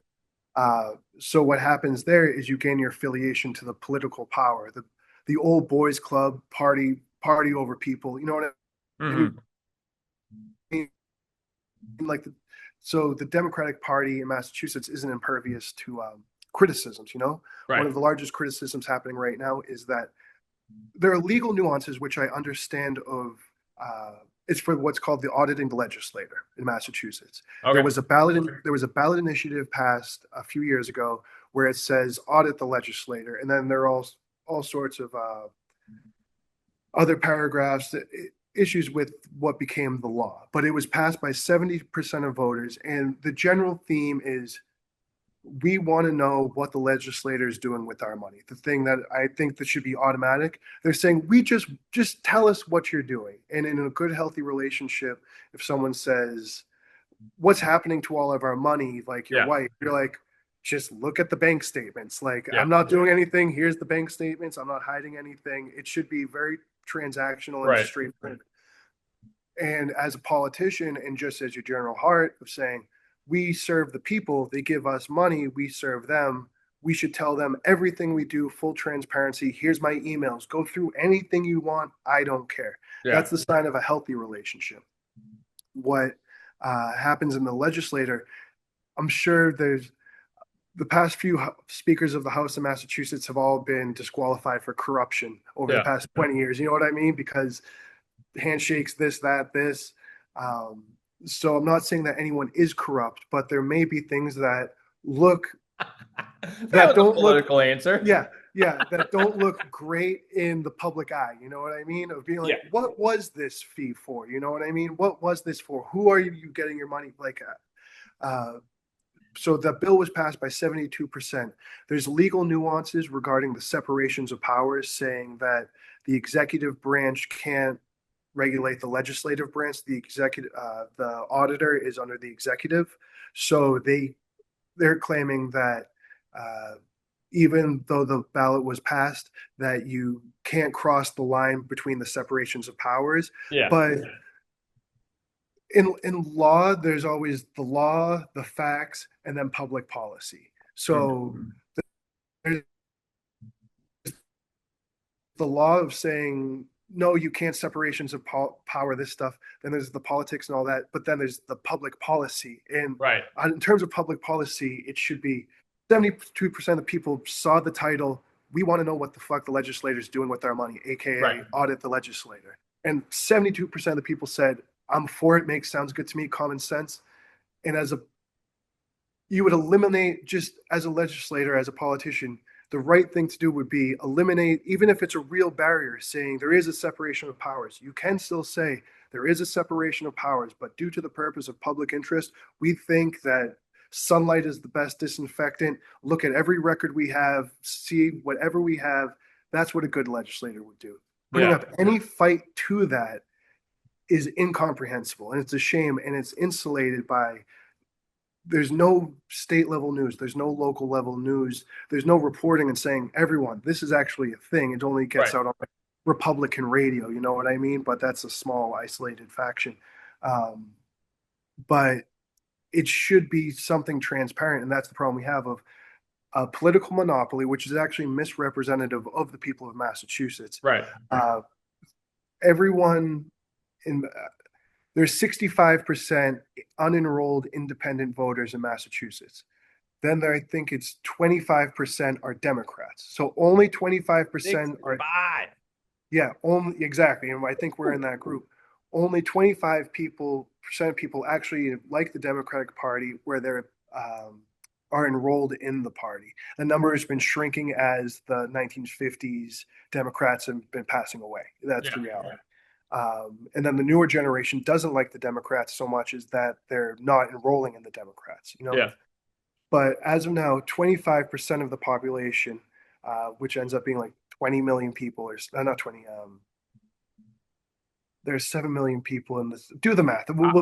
Yeah, yeah. We're not math guys, but you could do it. 25% of the, I think it's yeah.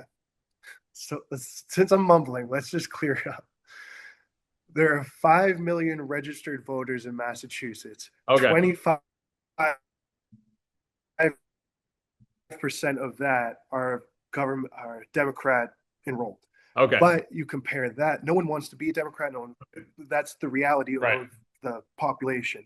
But in contrast, they have complete control, like 75% or like 75% of the House of Representatives, and they have like 90% of the, or 80% of the state Senate. So it's Democrat Party controlled, Democrat Party patrolled, but you see it in terms of representative democracy.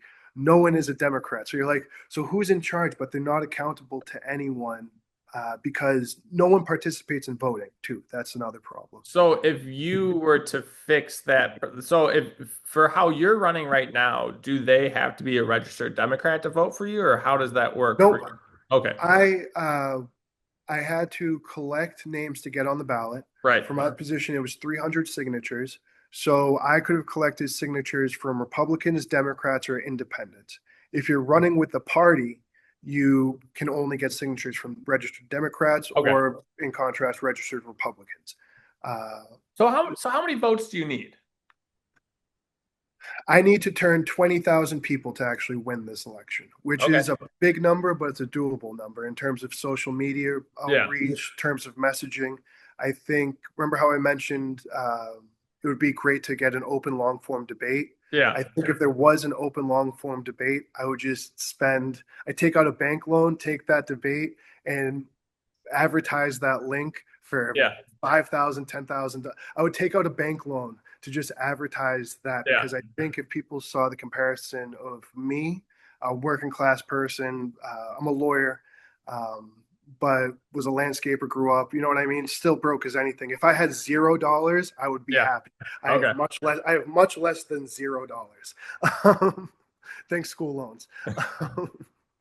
But in that circumstance, and my views are that bottom of the U-horn horseshoe Yeah. that we discussed earlier of, I'm not Republican, I'm not Democrat, I don't like either party, but I'm definitely not a centrist who thinks that everything is Yeah.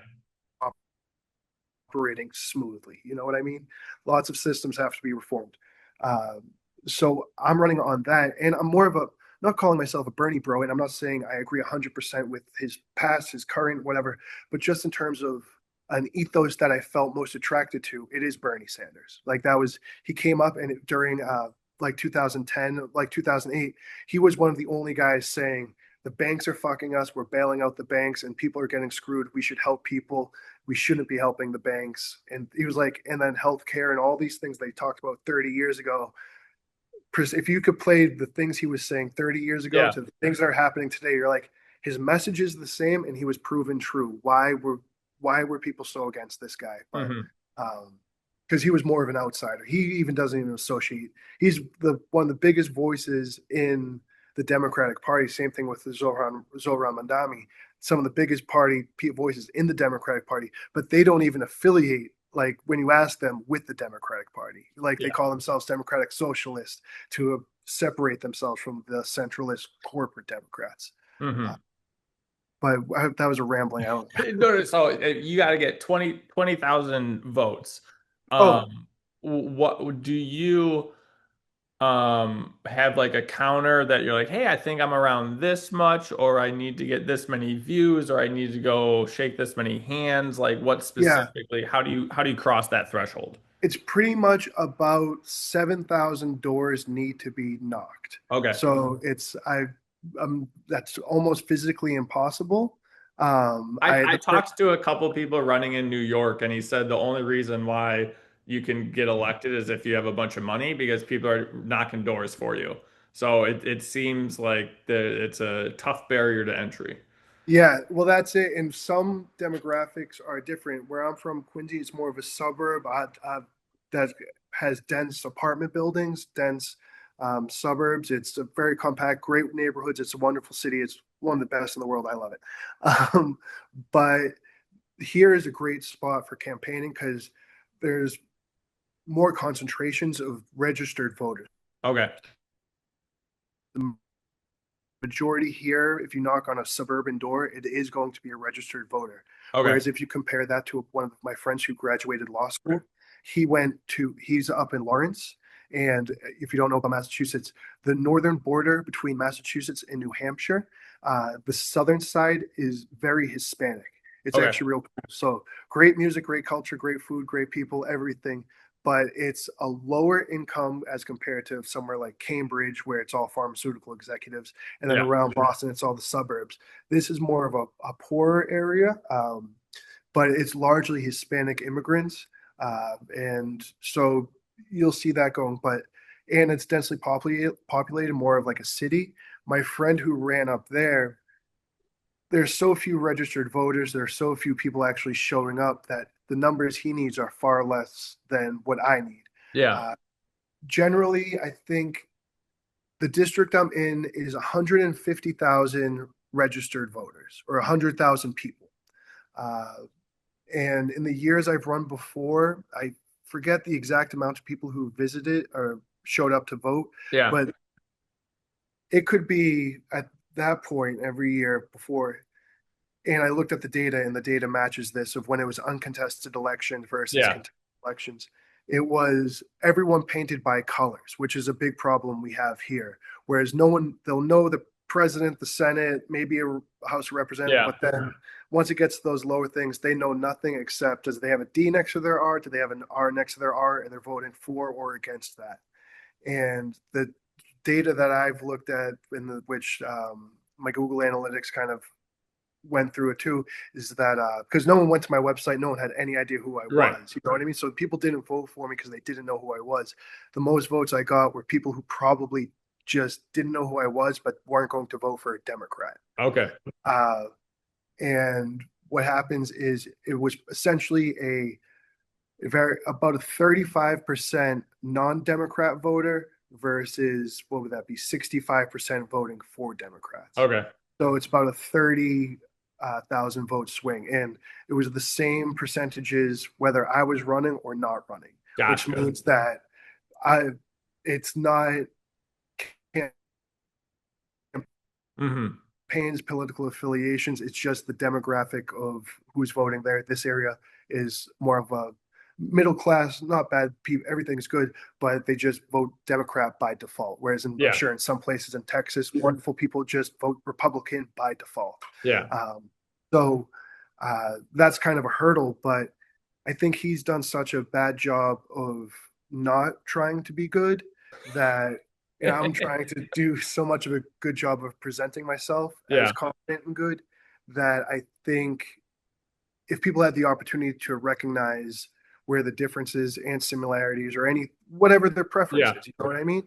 I think I would appeal to someone who loves Bernie Sanders. I think I would appeal to someone who loves like a libertarian idea of like Massey. You know what Yeah. I mean? I think if I had conversations with either one of those people, same way you could, the just a rational, let's look at efficiency and helping Right. people. The role of government is to help people. What's the most efficient way we could take money from those who can afford it to give back to the people, that we're not doing welfare programs, but we're doing it. I had a neighbor, and I agree. He calls them. He was like, "I wish I could start a party. It was called Teach a Man to Fish Party." And you're just like, that's going to like the teacher. You give a man a Yeah. fish. If it eats that day, teach. He's like, just I don't care where the money goes. Just make sure that these people have the stability that they can fucking take care of themselves. You know what I mean? Yeah. So, and I agree with that. Of like, we shouldn't have generations of welfare and low opportunity. We should be working on mechanisms to create opportunity and Yeah. make life better. That's why on my platform is free medical school, free trade school, and free UMass, saying once you hit 18, I don't care what you are, and artist residency programs are saying when Yeah. you're 18, we don't care what you're doing. Just we're not going to charge you anything. Follow your heart, make your mistakes, do what you want, learn something that you can be productive and pursue lifelong learning of college just doesn't happen at 20. When you're 35, you should be able to learn more to be more productive. So uh, that's just one general area. I forget how I tangented Yeah, off. yeah, yeah, yeah. So to get to those 20,000 voters, as far as being able to run for office, are there any laws around like, hey, we're gonna do like an ice cream meetup, or do you have to do is like how do you reach a large amount of people in the public without like because I know there's certain regulatory like you can't just like pay for whatever it is. Like what can you do that's allowed?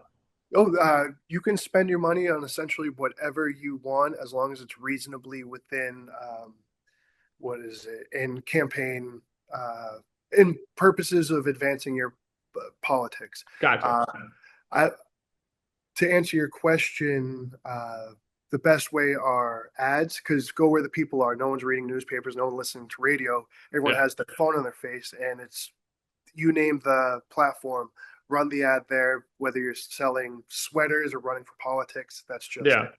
Um, there's the running of ads. There's the creation. Thank you for your help on this too. Is the creation of organic content Hmm. because some of my content I wanted to be Massachusetts centric, and the way it came out is that everyone was from Massachusetts, so it kind of hit, yeah, right. It hit that in good ways uh, of being like, because we can see the data, and you're like, okay, U.S. and lots of these Yeah. people, they, if it's about Massachusetts transit, it's going to stick to that. It's not going to. The algorithm isn't sending that to people in Utah. It's Yeah. going to cover it there.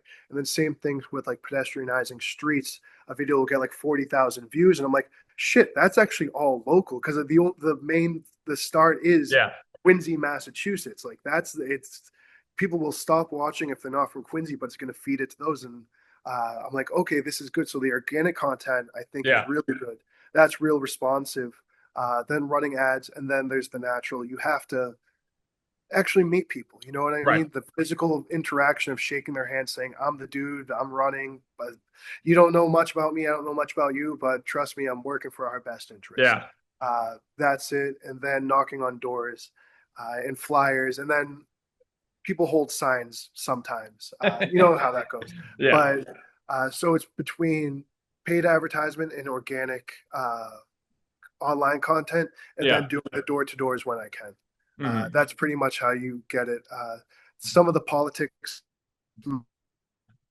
math is like once you meet one, I don't know anyone else. Who do you vote for? And they're like, I met the Mendez dude at Right. the diner. He seems nice. You know what I Yeah. mean? And then that's sadly and good or bad, that's how politics operates. No Right. one's looking. I could go into budgetary allocations of healthcare versus education, how we're subsidizing for-profit industries and wasting our money to make the rich richer and the poor get poor while we rob the middle class of all our money. Could That talk excites about that. me. Yeah, yeah, exactly. Exactly. We could talk about that all day, but Yeah.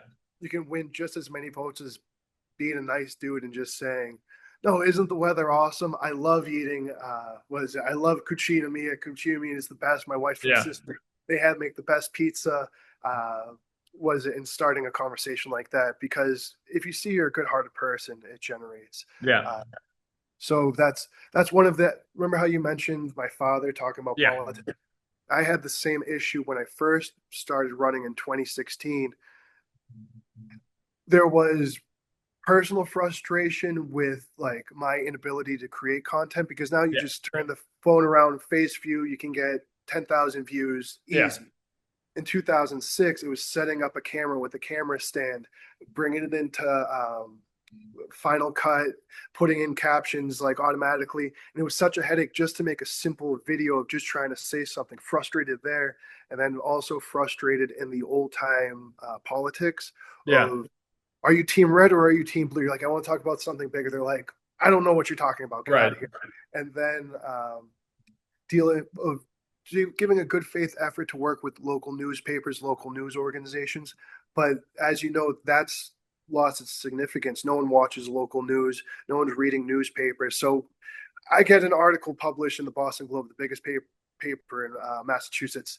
Is that going to change anything? No, not at Yeah. all. You know what I mean? Like it may put me on notice somewhere, but very rarely would that help. Um, so it's pretty much getting out to meet people if they want to. Oh, well, the meanest thing. The first time I ran, frustrated personally, frustrated with the system at the bigger system, and just actually not enjoying the person who was in the seat currently, who I'm currently running against. He Hmm. spoke out against was it legalizing pot, and that affected me personally. And I was like, he doesn't understand big picture issues. He's just an old school. You Yeah. just go to a couple fundraisers and you get elected. I'm like, that shit's over. It's time that we need vision for the next 25 to 30 years. We need to back it with numbers and efficiency and get it done, and then end it with transparency and service delivery. We need big radical changes so that we can build our economy and make life better. That's the purpose of government. Stop getting fucked by big corporations, etc. But to have those conversations is difficult. So I think you're doing a great job. Thank you. Yeah, and that most excellent person who actually kind of reinvigorated and inspired a good balance of policy heavy things with actually being a nice, happy, sincere person. Which the Mhm. first time I ran, I was just angry. You know what I mean? And being like, this guy's a fucking asshole. This Yeah. guy sucks. This guy sucks.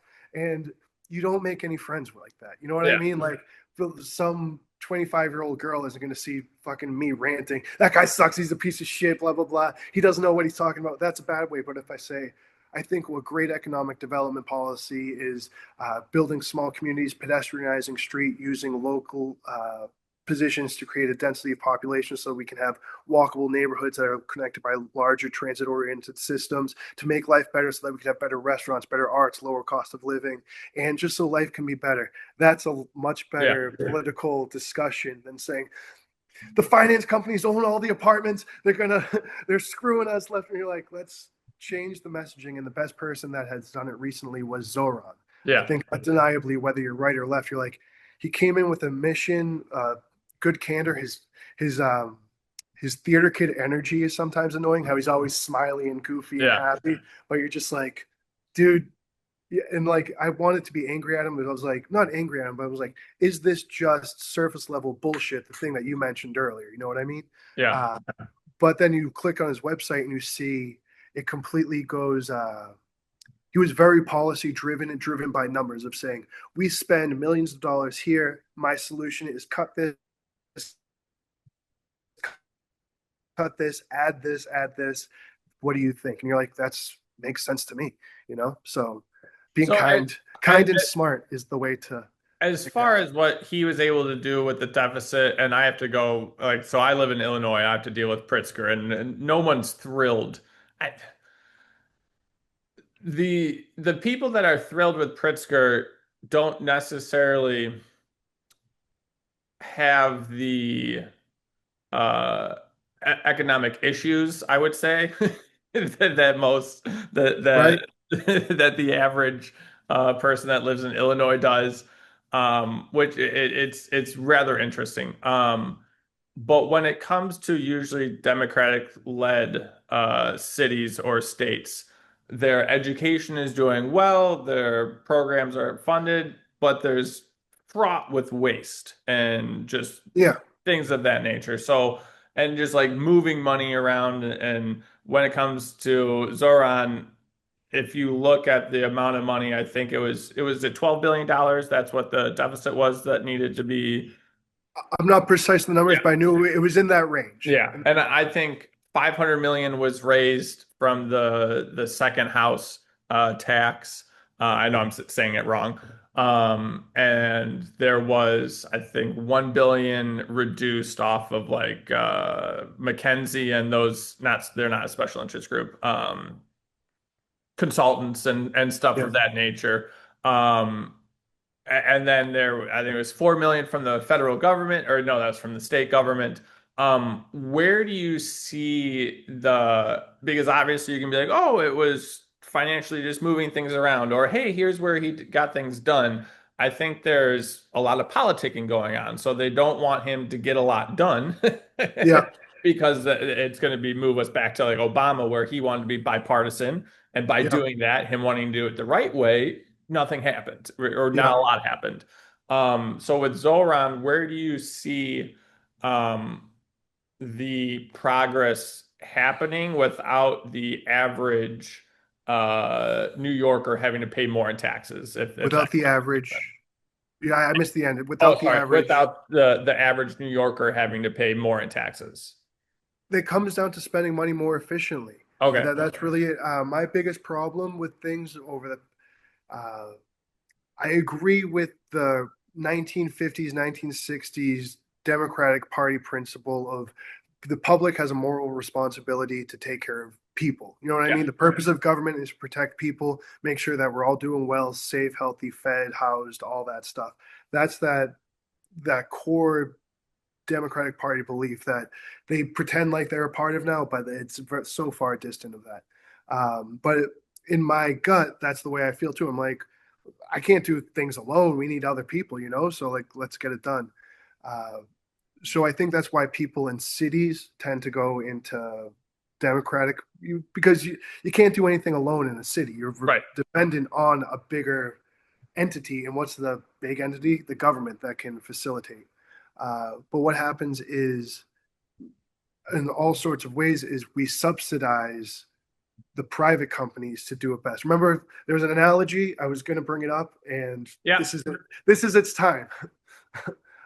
It's about like neoliberalism. Of neoliberalism is funding the good stuff and doing like the education, healthcare, all this stuff, but paying private companies to do it. So Hmm. that would be like a charter school, paying a private company to give public education. And what happens with that? They want profits, which raise the cost, you know? Like they might have a better system and we go into charter schools, but there's always a profit incentive of cutting money to lower the quality of service and increase profits. They're always going to have that as a part. So under neoliberalism, we have the good moral responsibility, and then we want government to play a role and do something. And then we have the private companies who want to make as much money as they can and just suck up as much money. So the big problem we have now is there's college debt and all that stuff being federally subsidized, uh, education, healthcare,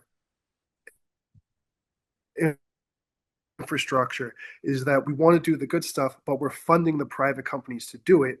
And it's causing inefficient government services with highly profitable businesses. And you can even say the military industrial complex is doing it. And the analogy is, and my problem with that is that we need to pick one. The government's creating monopolies by giving them money. You know what I mean? Right. By you guys are the ones to solve the problems, but we're not getting the result. And that's the problem of private market versus a public market. We're giving the public markets to the private companies. And then you're like, this is a shit show. This is a shit show. We're not getting what we want. So it's the public and the private. A lot of my advocacy is saying that we need to go for the public investment of public control of community healthcare clinics to eliminate the middlemen, to just deliver the service. Same thing with education, just deliver the service of mass education. Trade schools, just deliver the service in child care and elder care. Those are other ones. Banking. Yes. but then the other part is the problem that we're stuck in is the analogy of if you're trying to make a decision between brown shoes, am I going to wear brown shoes or am I going to wear black shoes? You have to pick a camp. You can't meet in the middle. And the compromise would be, and the analogy is, we'll let the private companies take the black shoes, take care of the public interest of serving the poor and all that in education. That's the brown shoe. So the solution is let's wear a brown shoe and a black shoe at the same time. And you're like, you can't, we need to go hard and paint on one side or the other. Like if we took the government out of public education, like higher education, tuition would not be where it is. You know Yeah. what I mean? Because Right. it was federally subsidized. They allowed, you can loan shark teenagers of giving them hundreds of $1,000s of debt on a gamble that they're going to screw up and never be able to pay it back, and you own all their property for the rest of your, you know what I mean? Uh, so if I the think that was government, Biden when he was in Congress. He spearheaded that. yeah, well, that was it. It happened during Reagan, Yeah. and they cut the limits, and they made, and same thing with healthcare. It used to be a nonprofit industry. Once it became a profit industry, you see they're going to take care of us. They're not taking care of Right. us. They're exploiting the system, taking as much money as they can. Like the entire college system in this country, the entire medical system in this country is built off the debt of the poor and working class, Right. whether it's as an individual level of taking money from a credit card or whatever, or on the federal level of putting us in a further deficit of another $1 trillion. You know what I mean? Yeah. Of saying long-term costs. So all of those, the private profits are being subsidized by the working class public. And you're Mhm. like, and the working class public is still getting screwed. So you're like, how Right. about we use the government as an entity to not work in cahoots with the corporations to screw us? How about the government works with the people to protect us from the corporation that like the exploitation, Yeah.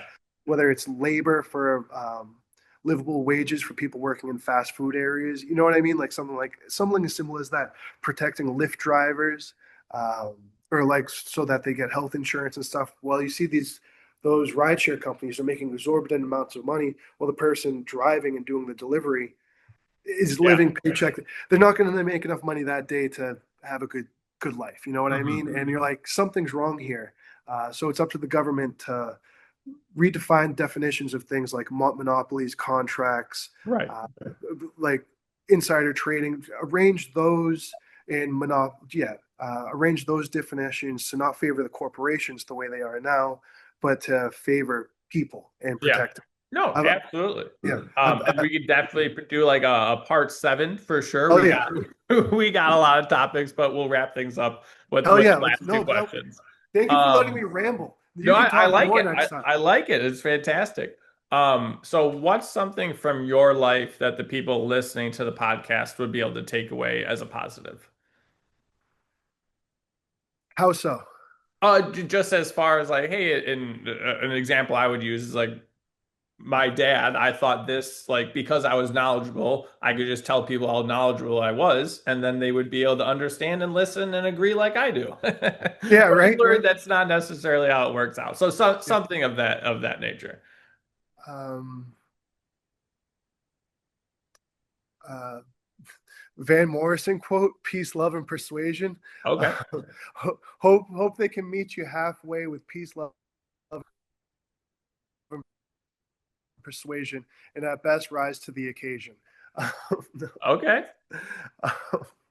But yeah, I just be positive. It's difficult for me sometimes. It gets frustrating, but Yeah. it's you're. What are you fighting for? You know what I mean? There was uh, of just enjoying life and not being a prick. There was what's it called? Real? No, not a reel. This is older than reels. This is older than reels. Def Jam comedy. They Okay. had Def Jam comedy, but they had Def Jam stand up poetry. Okay. And one of the amazing performances from like the early 2000s or whatever. But and just be a human being first is there was a poet and she was talking about her husband, why she's not making love. He's too much of a rebel radical, involved too heavy in politics to Yeah. care about the relationship. And she's just like, you're saying you're revolutionary for peace and love, but I'm here and you're not being peaceful and loving with me. Why? Oh, I Um, like that. yeah, and she's like, isn't this what you're fighting for? Like the happiness of a family. And you're like, yeah, man, that's what it's all about. And you have your kids too. I'm like getting sad like thinking about it.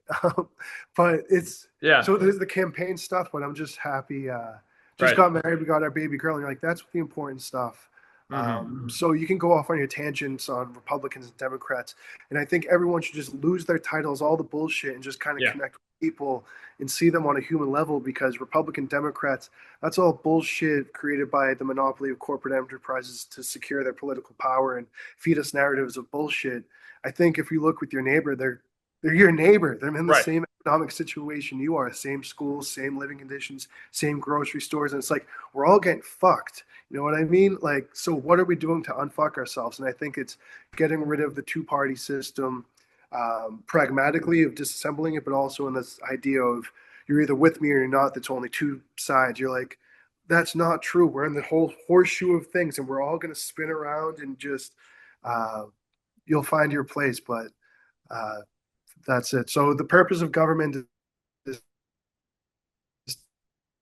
to help people, and so that's what I think we should be doing on a personal Absolutely. level and big level. And then So not I hope that necessarily, answers your question. no, 100%.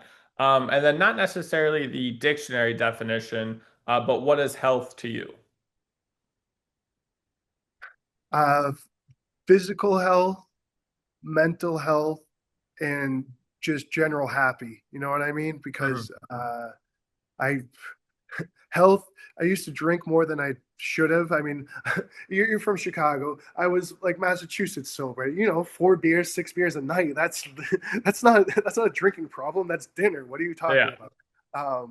So I was entering that territory more than I wanted. But the healthy experience was going out drinking with friends. That's the healthy experience. That's socially healthy, but physically healthy, not healthy. So I think all life is the balance there. Hmm. Um, I certainly have mental health issues, and they come out in varying degrees. You know, I try to gear, and since the first time I ran in 2016, it winning and losing elections causes strains in relationships individually, and you learn a lot through that roller coaster of things. You know, so Yeah. I've lost 3 times. I'm coming back after it's been about 5 years off. So the person I was when I first did this and the person I am today is completely different. The politics is different, and I think we're looking for a vision of hope, which I hope on.